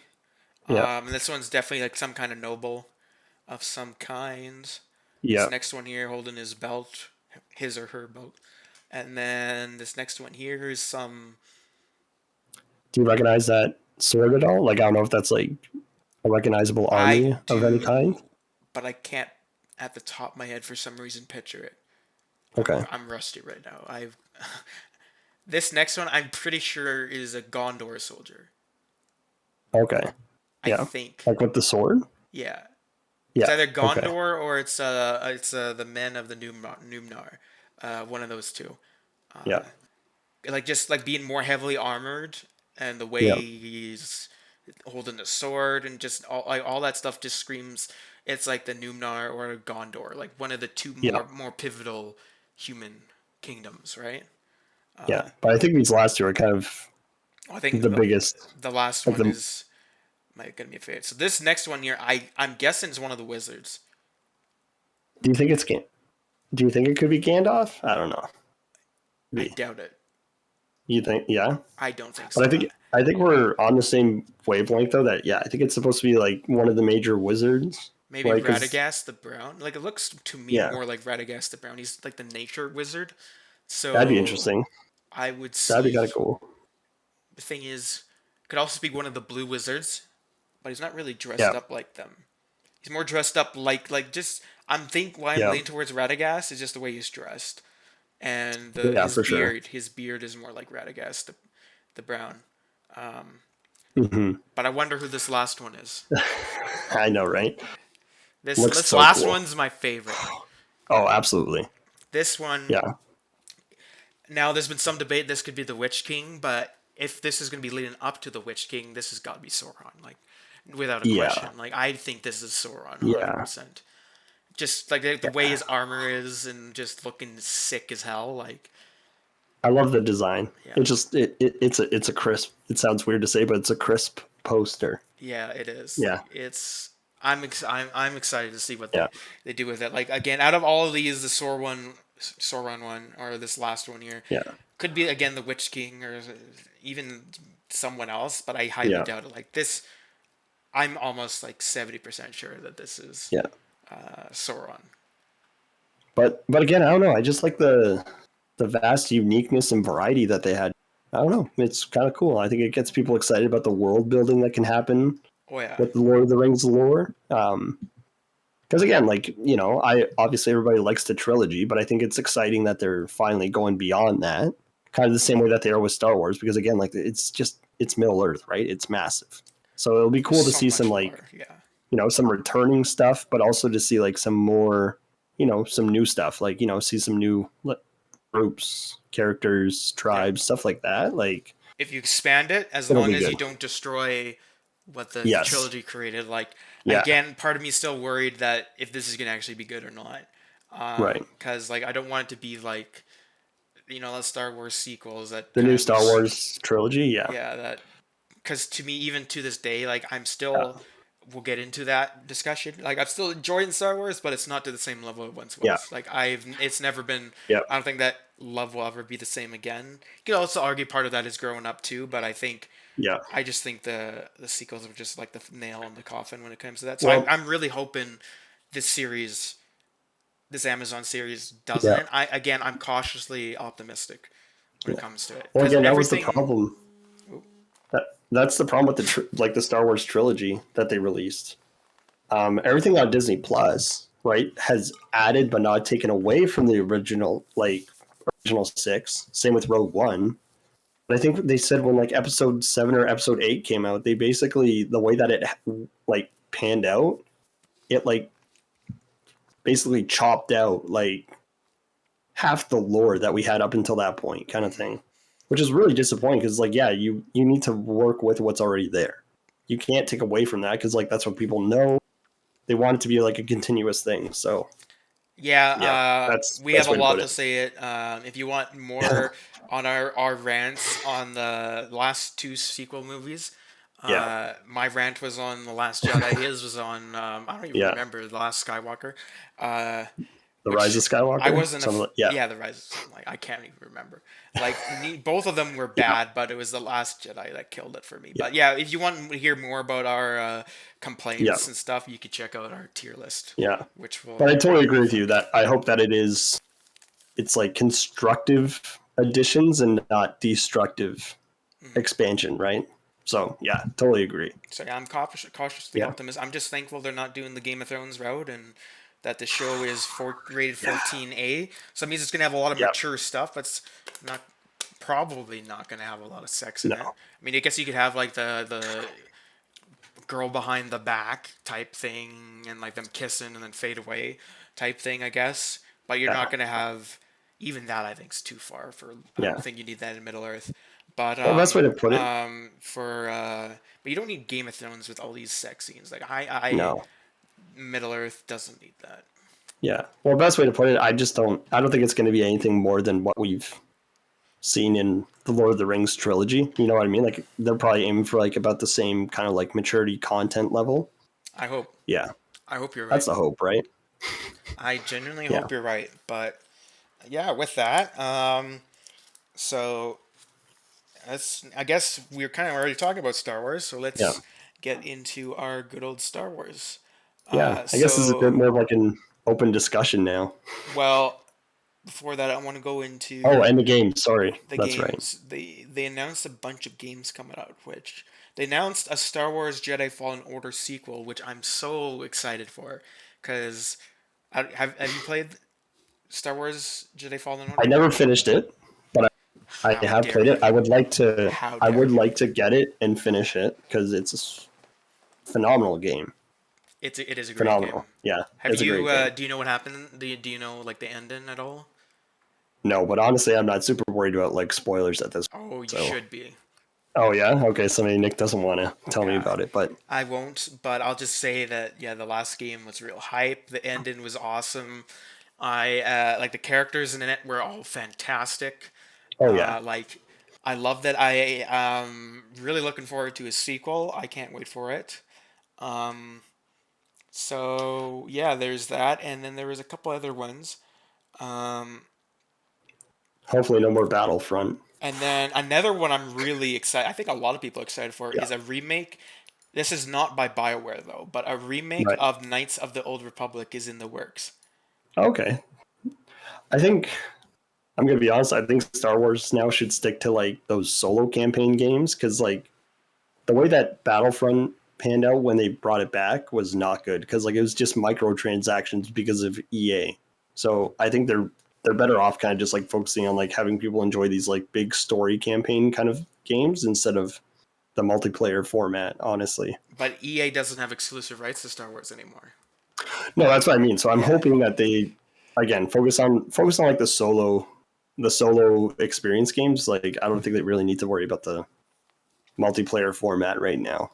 And then there's a couple other games I'm not really gonna care about these because they're Yeah. mobile games. But it's a Star Wars Hunters. And I don't Yeah. mean that any disrespect, I guess, but I don't play phone games really. So I don't play enough. Yeah. I don't play enough to know how exciting that is. So and then there's Quantic Dreams. It's called Star Wars Eclipse. Star Wars Eclipse. I don't think that's a phone game. That was actually that Star Wars Eclipse. That was a trailer for it appeared at the Game Awards. oh okay. Have you seen the trailer? It's like when all these like aliens are beating these drums. No, I don't think so. Oh, you should watch it. Like that game actually looks pretty sick. Okay. And then we got another Lego Star Wars. The Skywalker Saga is being made, so that will be interesting. But that's Can I be honest? Star Wars games. I'm gonna be honest. I don't know how much further they can go with the Lego Star. I don't know either. You know what I mean? Like great games, but I mean like they've done all the episodes. Unless they're gonna start doing like the extended stuff with like Mandalorian stuff, it's just like it's all the same content. Yeah.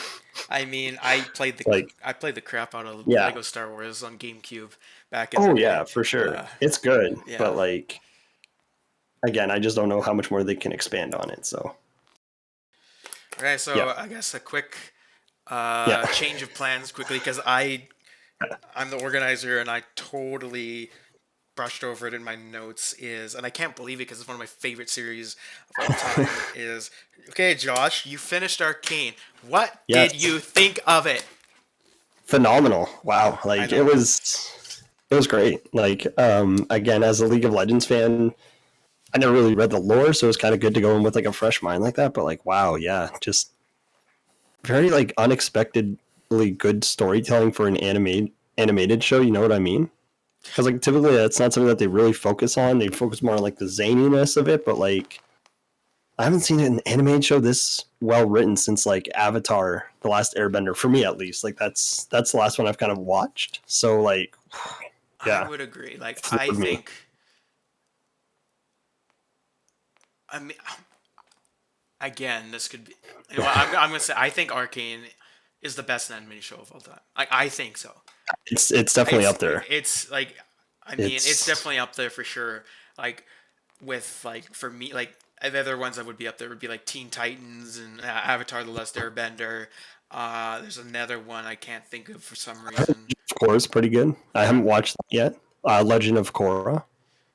Legend of Korra is good, but I don't think it's not like a masterpiece level. Like it's really good, but it's just not to that level, in my opinion, anyway. I know what you mean. Yeah, like up there with like a lot of the iconic shows. Like even, I guess like it's almost up there with like stuff like Pokemon, Yu-Gi-Oh.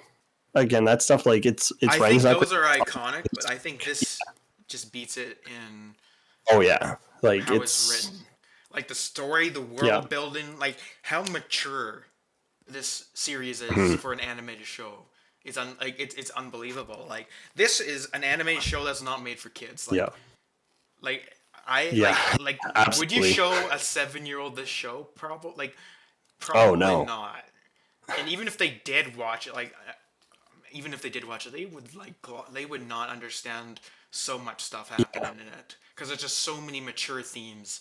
It's very that's what I mean. It's a very over like not even just in terms of like mature content. It's just like it would literally go over their head because it's such it's just very complex stuff that they kind of go through. So I would recommend watching it because like it breaks the mold for animated television, honestly, in my mind, because like the fact that they do kind of have it more, similar to like the writing of a show, like not necessarily exactly, but like Game of Thrones, where it's more, the good.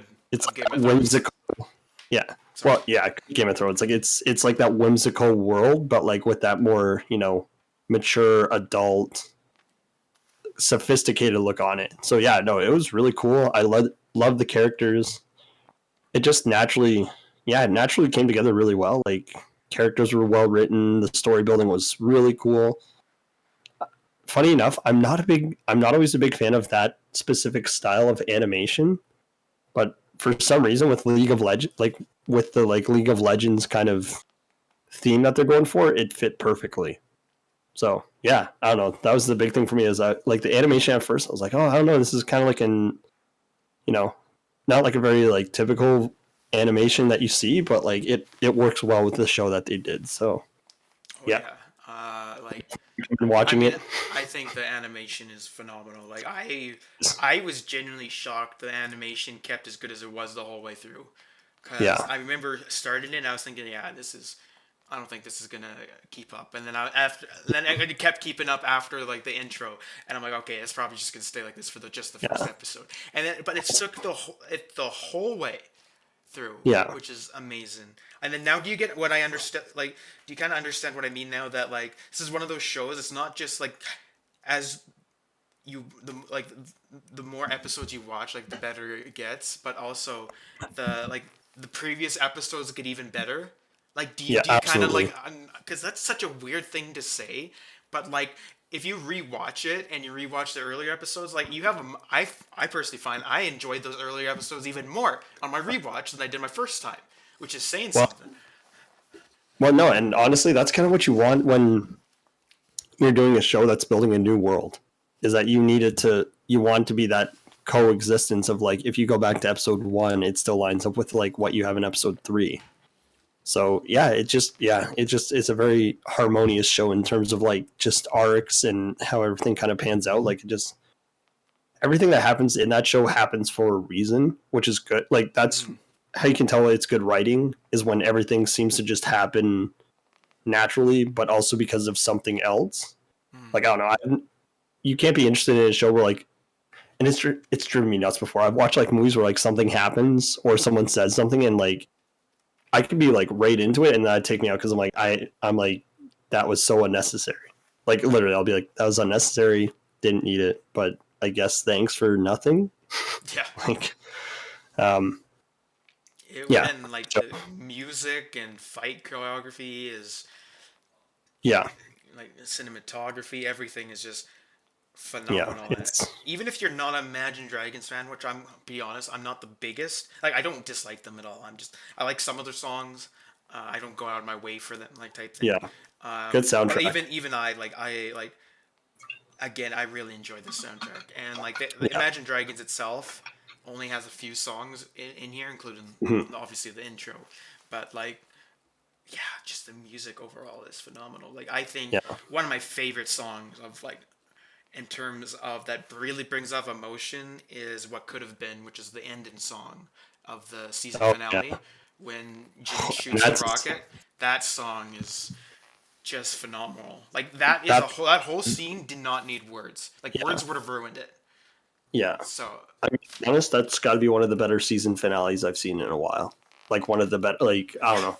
Like I've been watching, and I'm talking to like strictly new shows, because like obviously you can go like rewatch like older shows that have good season finales, but like in terms of like what's been released recently, that's got to be one of the best season finales I've seen in a while. Like, I don't even know how to describe it. It was the perfect. They did the perfect balance of like, because I don't know, the thing that I hated about like, I'm always gonna say is so. And the reason I'm going to compare it, it'll make sense, is Walking Dead. The thing that I hated about it is that they always went for the cliffhanger, but in a way that they didn't resolve anything. Like they just leave like this big open end.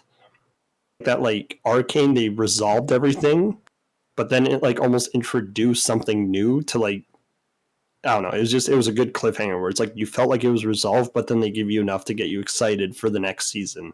Mm-hmm. And like season 1 didn't.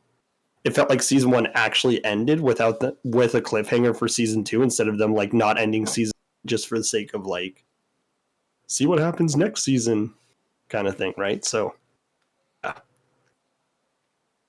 Good show. That's the best thing I could say. I was kind of speechless when I finished watching it.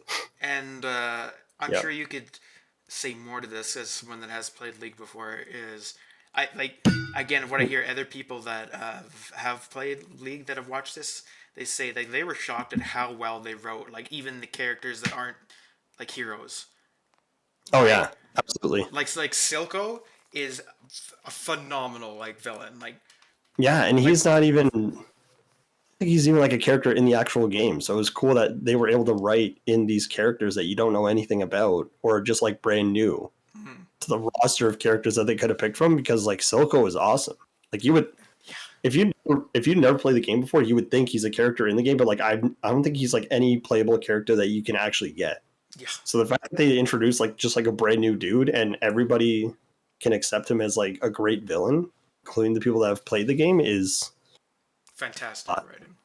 Yeah. And like I will never forget when you first get introduced to him in episode 1. I'm just like, oh, here we go. Here's a stereotypical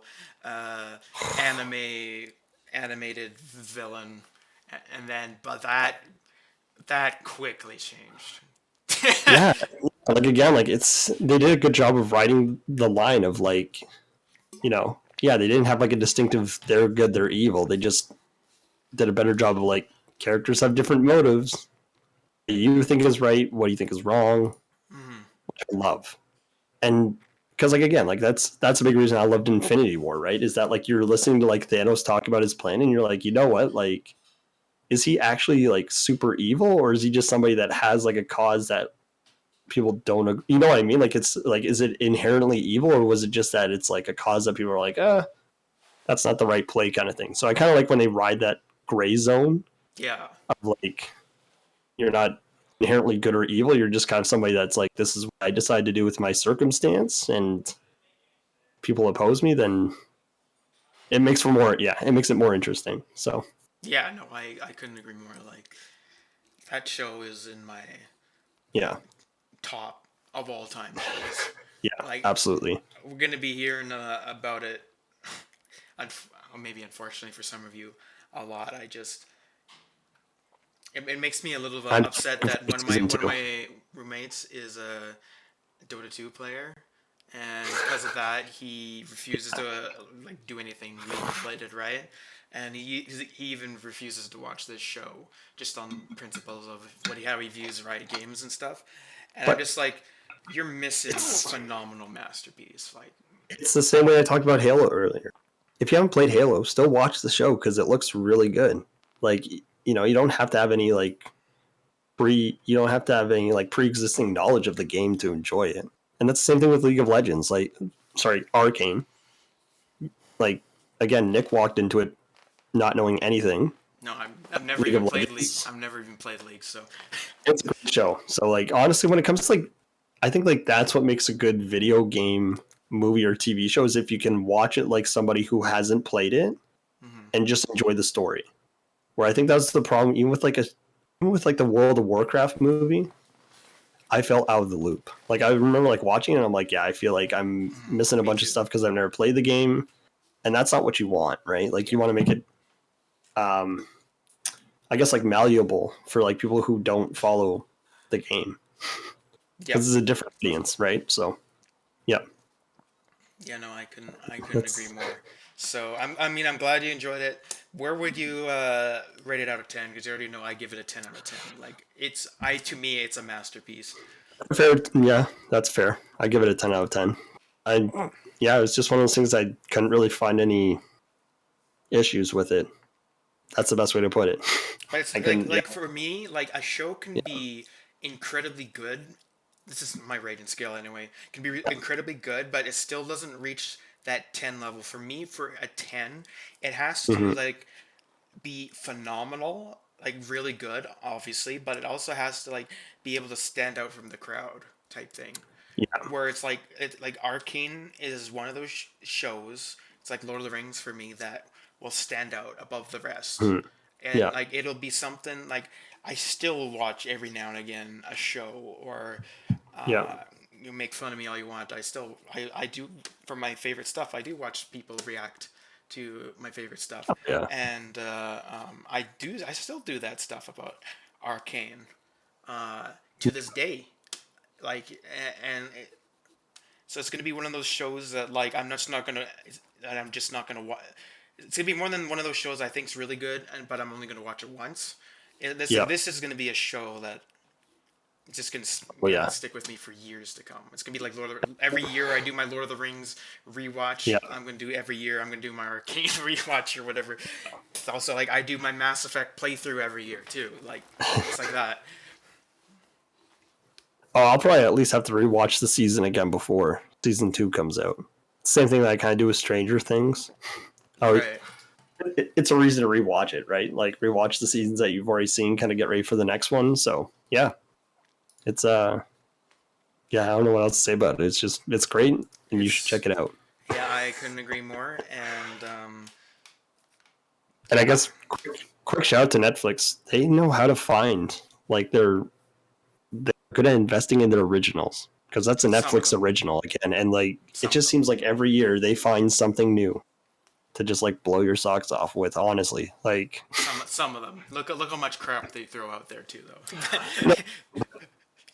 I guess this is just like another show. You know, some people are like, "Oh, Netflix is dying out." I'm like, I don't think so because like they're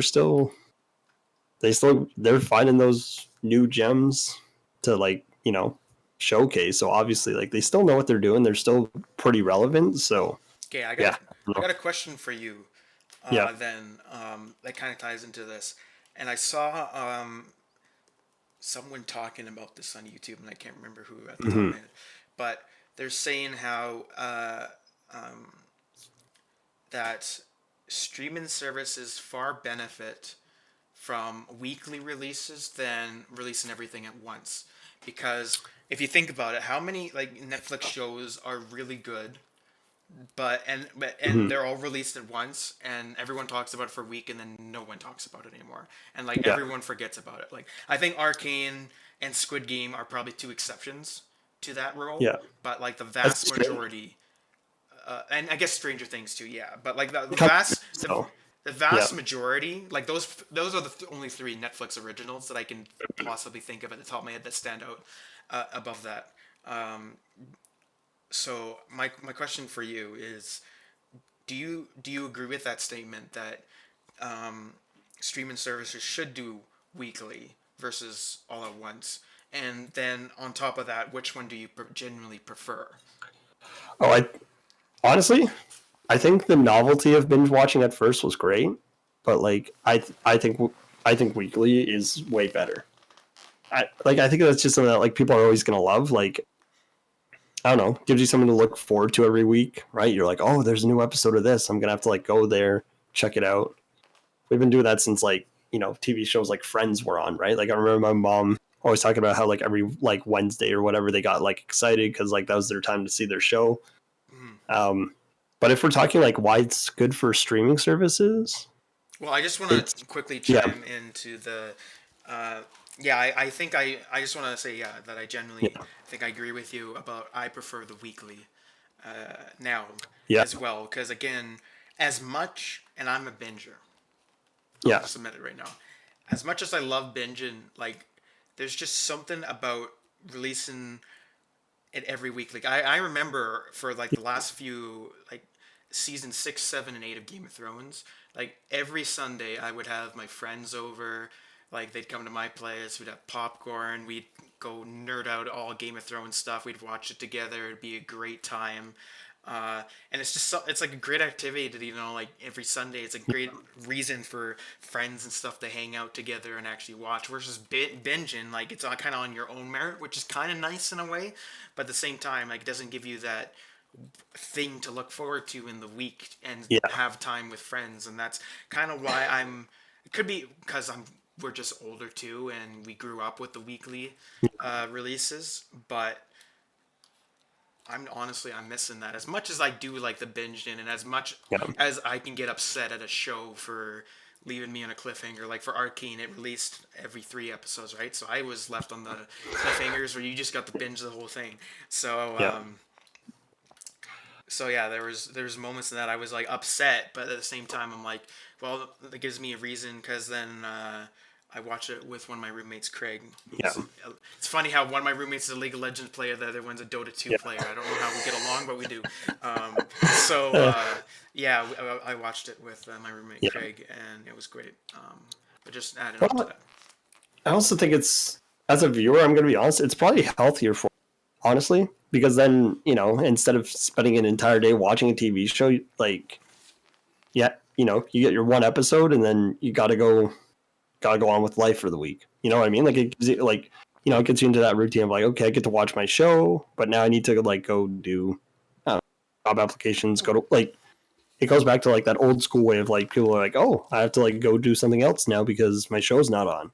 So and again, like if we're diving more into like why it's good for streaming services, because back in the day, right?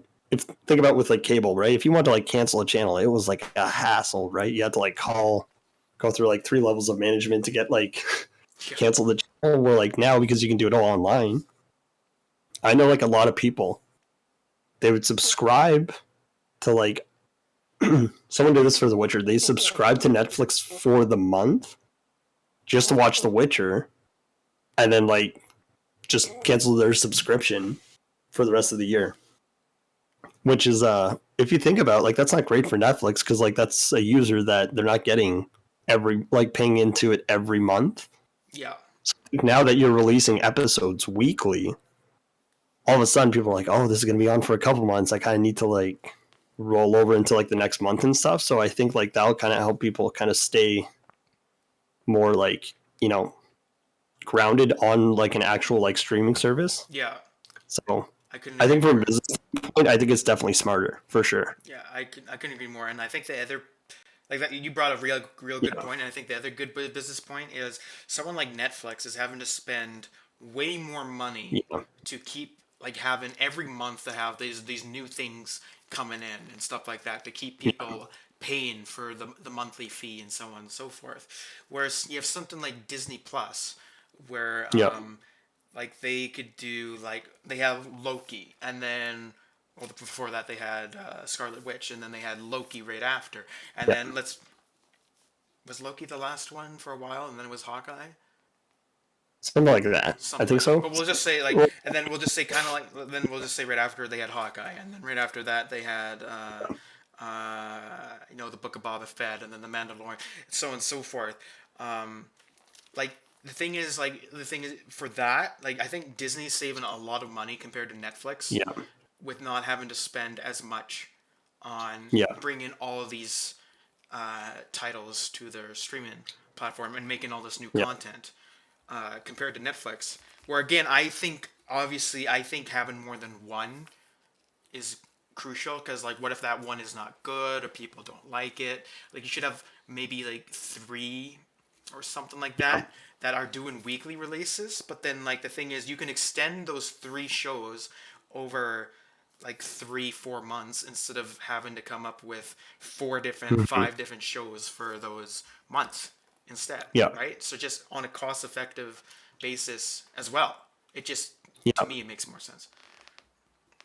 Well, and I think it makes more sustainable users again, because the other thing I'm noticing now, the thing that I like about Disney Plus, because they do the weekly releases, I've I've picked up like a couple other shows on top of like the Marvel and Star Wars stuff. So now like on Wednesdays, instead of binge watching 6 episodes of Book of Boba Fett, there's now other shows that release on Wednesdays. I'm like, oh, I'll watch Book of Boba Fett, and then there's a new episode for this. So now all of a sudden, I'm getting exposed to like maybe 6 to 8 shows on their streaming service, and now all of a sudden I'm like, oh, well, like I'm invested in all these shows, so now I want to stay here to see like, because now that you're releasing snippets again, it allows people to like kind of expand on the content that they're seeing from you. Where again, if you can just binge like one thing, you watch it all day and you're like, oh, I'm sick of Netflix, don't want to watch anything else. Well, all of a sudden, you just have like this almost like impulsive watcher that like won't do anything until the next season of their show comes out. Yeah. So yeah, I don't know. It's I couldn't agree more. And like the other thing too, if you're putting all your episodes out at once, you're putting on a model that's more competing with YouTube than honestly.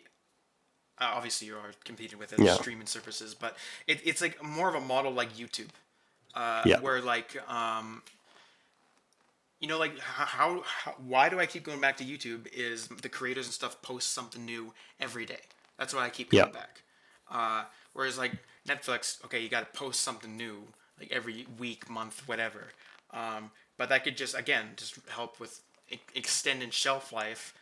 And saving a lot of money for your shows. Like also, like the thing is, like if you have weekly episodes, your shows will have longer shelf life in terms of people talking about it.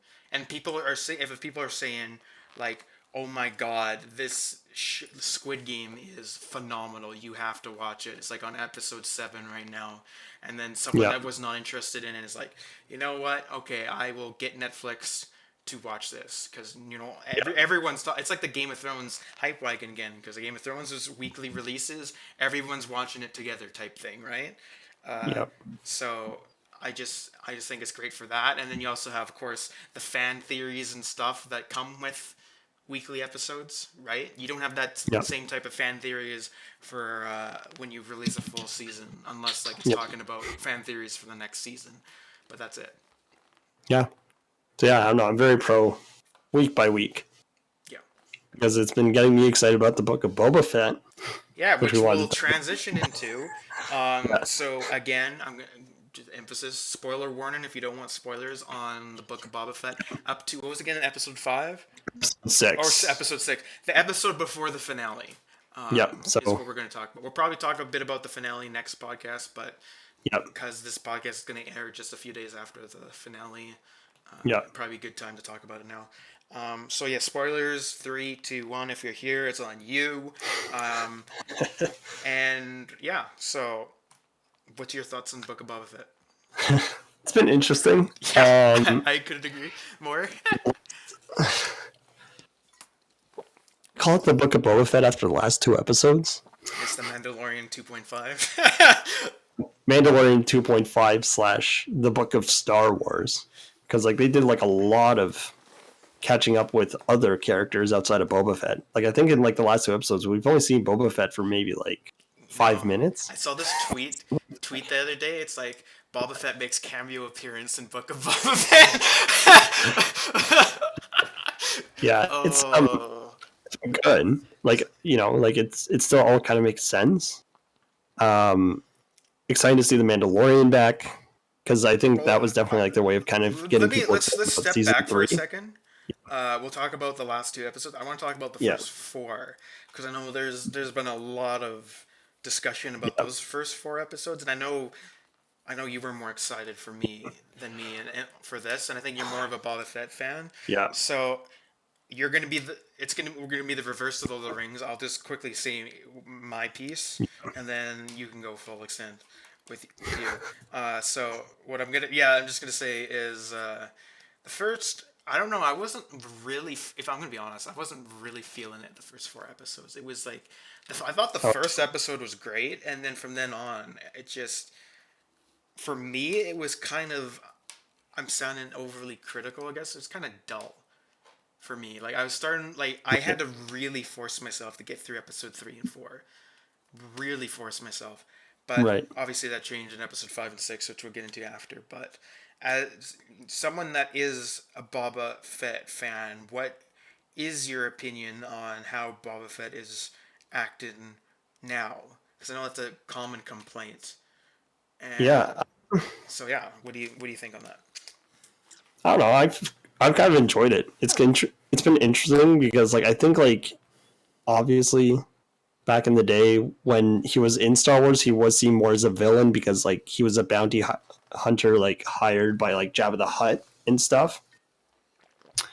But I think like now they're almost like trying to like show how like bounty hunters are like a lot more like kind of like either chaotic or lawful neutral. Because now we see the side of Boba Fett where he's actually like a very, very human side of him with like, the sand people, the way that he's trying to like run his crime syndicate. He's like a lot more respect than fear. So I've kind of enjoyed it. The first episode was cool to definitely see like kind of how he gets out of the pit. Because like obviously like you have to start with that. I just want to get into that for a second. So you're not one of those people that's thinking that like the Boba Fett, there's some writing issues between what we're seeing with Boba Fett now and what we saw in the original trilogy.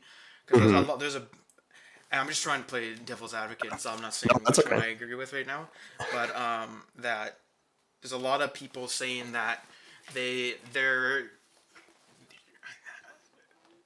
this Boba Fett is acting as like a totally different character than how Boba Fett actually was in like the original trilogy, for example. Interesting. I mean, it could view that. Oh, that's tough. Again, like I can see what they're saying, but again, like if you think about like the way that he was in those movies, more secondary. And again, he was hired by the Empire and then Jabba the Hutt. So again, like he seems more bad back then because like that's just whoever's paying him the most. But I think now that like we're past that, I think it makes sense that like we're seeing a little bit more again of that human side of him because again, like bounty hunters are meant to be a little bit more like neutral, whatever. So it seems offbeat from the movies, but at the same time, like it kind of makes sense because again, like he's this bounty hunter that's like not really hired by anybody now, right? He's the crime boss now, so like he kind of gets to make his own choices now, and he's kind of like learned from predecessors, right? Like he's kind of learned from like what Jabba did that he's like I don't want to do that, stuff like that. So yeah, I'd say it's different, but I think it's a good different. Like that's what I think at least. So yeah. Fair. That's fair. I mean, the other argument I've heard too is just because with how they've written Boba Fett is he seems to become more humanized after the pit and with his time with the Tusken Raiders. Kind of, I shouldn't say humanized him, but like made him more sympathetic. If that makes sense. So I understand that. I'm gonna just say, for me, I kind of view it more as what the critics are saying. I'm not fully under that belt, but I'm more under that. Just I don't know. But I get it I'm not as invested. I get it because like we do kind of. It kind of moves along fast. Like that's the thing, right? I think they covered like a pretty big gap of time, so I think like maybe that's why it seems so like abrupt. Is that they go right from like being in the pit to now he's like this crime boss that's actually like trying to be more not like super humanitarian, but he's trying to be more like you said that like sensitive or like emotional kind of like down to earth kind of guy. So that could be what it is too. It's just like the gap of time that they kind of had to fill was longer than what they had to like they had time to kind of cover. So I can kind of see what they're saying. But, right. Yeah. I mean, yeah, I guess we'll go episode by episode for it. So, yeah, I thought the first episode was good, and you said it was good. What about the second one? I don't even remember what happened in the second one. I was going to say, going episode by episode is going to be tricky. Yeah, okay, maybe we won't do it that way, but... I mean, it's been fun to watch him. My one friend did point out that, like, he is kind of, like, confused that, like, it's 6 episodes in of a 7-episode season where like they're like, oh, it's gonna be about like Boba Fett like building this crime empire, but he's like, you kind of look at it and he's only got like about like a roster of like 20 people. So it's just like, you know what I mean? Like I think a lot of people are saying that it doesn't feel like an empire yet. You know what I mean? So I think that's why even for me, I was as much as I liked the last 2 episodes, I was kind of like confused because I was like, I thought you'd want to spend more time doing that whole expansion thing because they talk about like, oh, we need an army to go to war with, and then they spend the next 2 episodes just on Mandalorian, Ahsoka, Grogu, like, you know what I mean? So then you're kind of sitting there like, Yeah.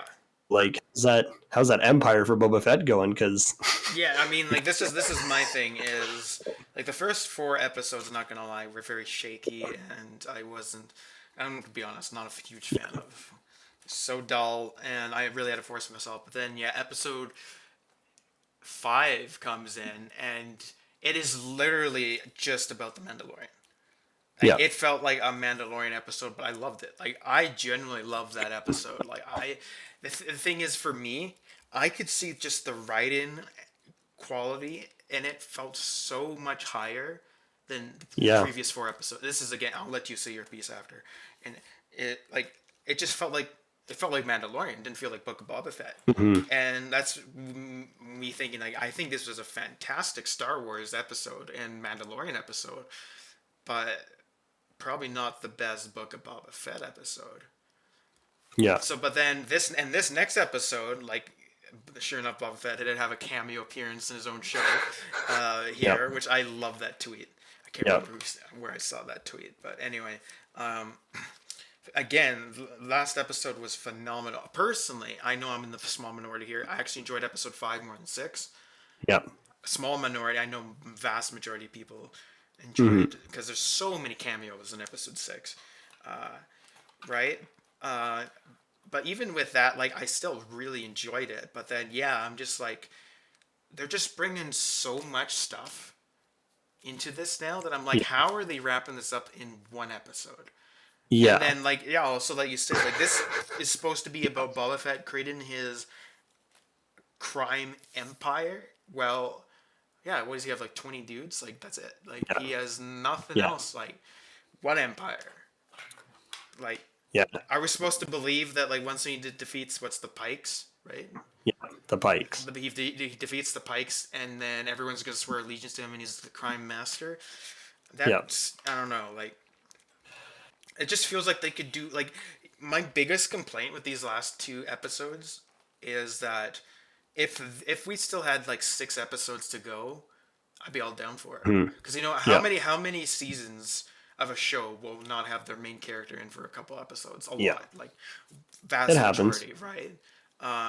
But when you just have 7 episodes and your third last and second last episodes don't have your main character at all, and, like, you don't have any more build up really from episode 4, which left a lot of stuff still wondering what the heck's going on here. It just feels like, how are they going to resolve this in 1 episode? I guess we'll find. When the time you guys see this, you'll know. But that's my 2 cents. Well, and then I saw something where, like, an article's talking about how, like, the Book of Boba Fett was meant to be a jumping off point for some of these other shows. And I guess obviously we'll talk about it now because I think they just named the show wrong. I think it should have just been called, like, Star Wars Bounty Hunters. Literally, if they would have called it that, completely different attitude about it, right? Because, like, then it explains why Mandalorian shows up, why they follow, like, the Grogu storyline with, like, Ahsoka and Luke, right? Like, it better embodies the, like, because then you can have those first 4 episodes be, like, on Boba Fett, and then when you switch, people aren't, like, confused. They're like, oh, okay, like, we're just transitioning into, like, a different storyline for a bounty hunter right now. Yeah. And the most recent episode where they introduced, how do you pronounce it? Is it Cad Bane? Cad Bane, yeah. Yeah. Again, literally, you call it the Book of Bounty Hunters or whatever you want to call it. Yeah. Makes, like, it's a lot more. It makes sense then, right? It does. That like, again, on like the other complaint, like, I have with just the series is, like, we don't know. Like, the thing is, we didn't have any stakes going into this at the beginning of the show. Like if Cad Bane showed up at the beginning and did what he did, again, episode 1 or even 2, this would be drastically different. And you're like, stakes are risen now, and all of a sudden we're like, okay, the Pikes mean business type thing. Yeah. Whereas like Yeah, for the longest absolutely. time we're like, what the heck is the point of the show? Like, I've never heard of the Pikes before. yeah, like what the heck's going on here? Like, and the thing is, like, we still don't like the what are they fighting for, the planet? Like why can't Yeah. they just leave? Like, there's so many like just things like Yeah. writing loopholes that Yeah. in this show compared to like something like The Mandalorian or something, right? Yeah. Like that's this my biggest thing. Like, again, I loved it when Cad Bane showed up. I loved when my Yeah. roommates can attest for me. I screamed like a little girl when I saw Ahsoka. Like Luke, I screamed like a little girl too. Like, and Luke looked phenomenal. Like he looked, like I thought he looked good at the end of season 2 of Mandalorian, but here he looks even better. Like, he looks phenomenal. Like, They're better with that CGI. oh yeah, like I was excited for this, but I'm just like, in terms of like the book of Boba Fett, I'm just like, it's like like, I get it, they're trying to build this universe or whatever, but just how they did it was like a bit washy in my opinion. Even as good as these last 2 episodes were, and as much as I love them, like that's my 2 cents on it. Yeah. No, well, and again, that's why I said they should have just called it Star Wars Bounty Hunters. Yeah. Then again, just because then again, it changes the perspective, right? Because when you call it the Book of Boba Fett, you're like, oh, okay, it's about Boba Fett. And in the last 2 episodes, right before the finale, it's not. So, but yeah, really quick, Cad Bane, I was blown away by that costume design. Just want to say that it right was now. good. I thought it was really good. I don't know. When he like walked out, like that was, I don't know. I was looking at that, like it was a good scene, but yeah, I don't know. I'm like looking at it, I'm like, holy crap, like that is a costume. If I've ever seen one. I'll never Like, honestly, forget when he's like walking and like you see like when you first see like the outfit is like his hat and stuff. I remember freaking out. I'm like, no, that's not Cad Bane, is it? And sure enough, it was. It's exciting. Yeah, that was hype. Yeah. I mean, I am excited to see. I mean, by the time this comes out, you guys will have seen the finale and stuff, and we'll give our quick 2 cents on it then. Yeah. But it's just our issues of it going into the finale. Like, if I'm gonna give this series a rating, I'm gonna sound harsh, but I'm gonna give it a 6. I think it's a 6 for me. Again, as much as I've enjoyed it, it definitely was a little underwhelming. So as someone who wanted to see more Boba Fett, again, like I would have loved if they would just call it like Star Wars Bounty Hunters at this point, because like I like that they do have a little bit of like, you know, they've already kind of like raised the stakes for Mandalorian season 3, right? With the fact that like now he needs to go redeem himself as an actual Mandalorian. They've introduced the dark saber. Grogu's big decision of like, does he become a Jedi or stay with? And the Night of 1,000 Tears scene was phenomenal. Yes, I forgot to mention that, and then also the when Baby Grogu had the flashback of Order 66, like those scenes were again phenomenal. Like, so again, like there's a lot of good starting off points that should have just been umbrellaed in maybe like a better title or a package, but I think what would solve most of these problems is more episodes. Honestly, yeah. Like, again, like even if you keep everything as is and you just had more episodes to finish things up, I think this series for me could go up to an 8. Yeah, like, I'm gonna be honest.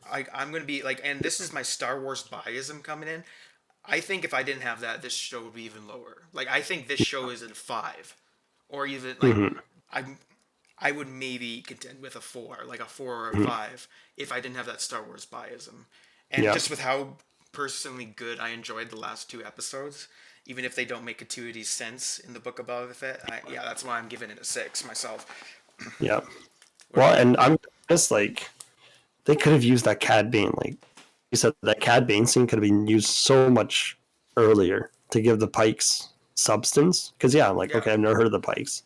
All of a sudden, get the iconic bounty hunter Cad Bane showing up in this town, shooting a marshal, being like, then I would have been like, oh crap, the Pikes actually mean legitimate business, because this is like you said, it would have raised the stakes more. But because this bounty hunter that's gone toe to toe with Obi-Wan and almost defeated him in the Clone Wars, like that says something. Wars, but I still have to watch the Clone Wars, but I've seen a little bit of it, and I'm like, yeah, this guy's like, that's like really bad news kind of thing for everybody else. And again, like, it did just seem kind of weird to me that they introduced this like big character in like the second last episode of the season. You know what I mean? I'm just like, I'm excited for it, but I just think it would make more sense if much it was more with it. earlier. Yeah. Because even his screen presence was like phenomenal. Like, and then what are they going to do? Have this like super hype character that's been around since the Clone Wars all of a sudden just get killed off next episode? I mean, I don't think they're going to do that. I honestly don't think they're going to do that, but you never know. I'd lose all faith in this. As much as I like the Boba Fett, I would lose all faith in this show if they did that. Yeah, well, I mean, irregardless, I'm going to be excited for Mandalorian season 3. Like this, what this show's taught me is I'm more excited for Mandalorian season 3 now. Yeah. Because it's funny how the Mandalorian just came in season 5 and to me he stole the show. He literally stole the show. Just like how Boba Fett kind of stole the show in Mandalorian season 2 when he showed up, right? Like it's kind of funny that way. But what would you give this show so far? Out of 10. That's tough. Like, I give it like a soft 7. Like, again, like I enjoyed the backstory in the first few episodes of it, and I kind of get like he's starting out and stuff. So it was cool that like it gets the rank. There's cool stuff about like I enjoyed like the whole like getting the Rancor again. I liked the introduction of, I don't remember his name right now, but like the Wookiee bounty hunter. I think he's going to be kind of cool. I'd love to see more. Yes, I did like him too. I don't remember his name either, but I'm going to be honest. The show would, again, I would give it a high rating just if they changed the title, because like literally there's bounty hunters everywhere. So just call it what it is. Yeah. And you don't have this problem of people being like, oh, it's not about Boba Fett anymore. I mean, it definitely sounded like you enjoyed this show more than me. Not saying I hated it, but yeah. But again, that's just me. Sometimes I like a little bit more of like the like slow story. Backstory can be a little bit boring, but sometimes I enjoy getting into. But at the same time, I get it. It's not like didn't knock my socks off the way I thought it would. The first episode did. I watched them like, oh, this is gonna be great. And then like the next couple episodes, kind of. It did do a bit of like a decline until they hit the Mandalorian. So, yeah. So final verdict so far for Josh is: can you do it like when you're editing, do like a number of like what we give it out of? I think that'd be cool to do something like that. Experiment. Like just put a number. Yeah, just give it like our final verdicts for the Book of Boba Fett. So you put like at the top here or something like that, you'll have like the image of like. The cover of the Book of Boba Fett, and then below it you'll see like Nik's final verdict down here on mine, and then it would be 6, and then for you it'd be Book of Boba Fett up here, and then Josh's final verdict 7. Yeah, so we're kind of on like the similar page wavelength, honestly. But I want to make it clear, it's my Star Wars biasm that is making it higher. If I didn't have that, like this show, like on its own rating, it's a 5 or even a 4. I would give it myself. I know that sounds really harsh, but that's just how I feel. So I'm trying to reiterate that I'm kind of biased here, and I think that's going to be the same in the Lord of the Rings when it comes out and all that fun stuff. So yeah, but yeah, I think that's it for this. This is going to be another long one. I have 2 hours and 22 minutes of recording. Damn, but something like that, yeah.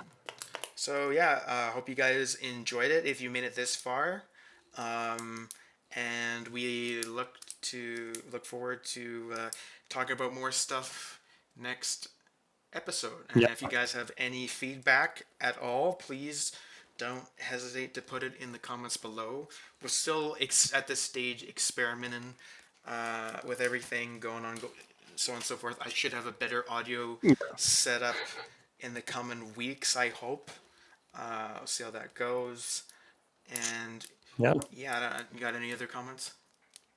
Oh yeah, just that. Like, yeah, it's been exciting to kind of keep developing the show week to week. Obviously, I guess our goal is to try and find new ways to just make it look more interesting, or I guess pretty in terms of like editing and stuff. So yeah, obviously any comments are always good to like kind of hear what you guys would like to see done in terms of that way. But yeah, like it's been good. It's been fun doing it as well. So yeah, I think as long as we're having a good time and you guys are good, that's a good sign. So, couldn't agree more. All right, well, you guys take care and see you on the next Firkin Podcast. See you guys.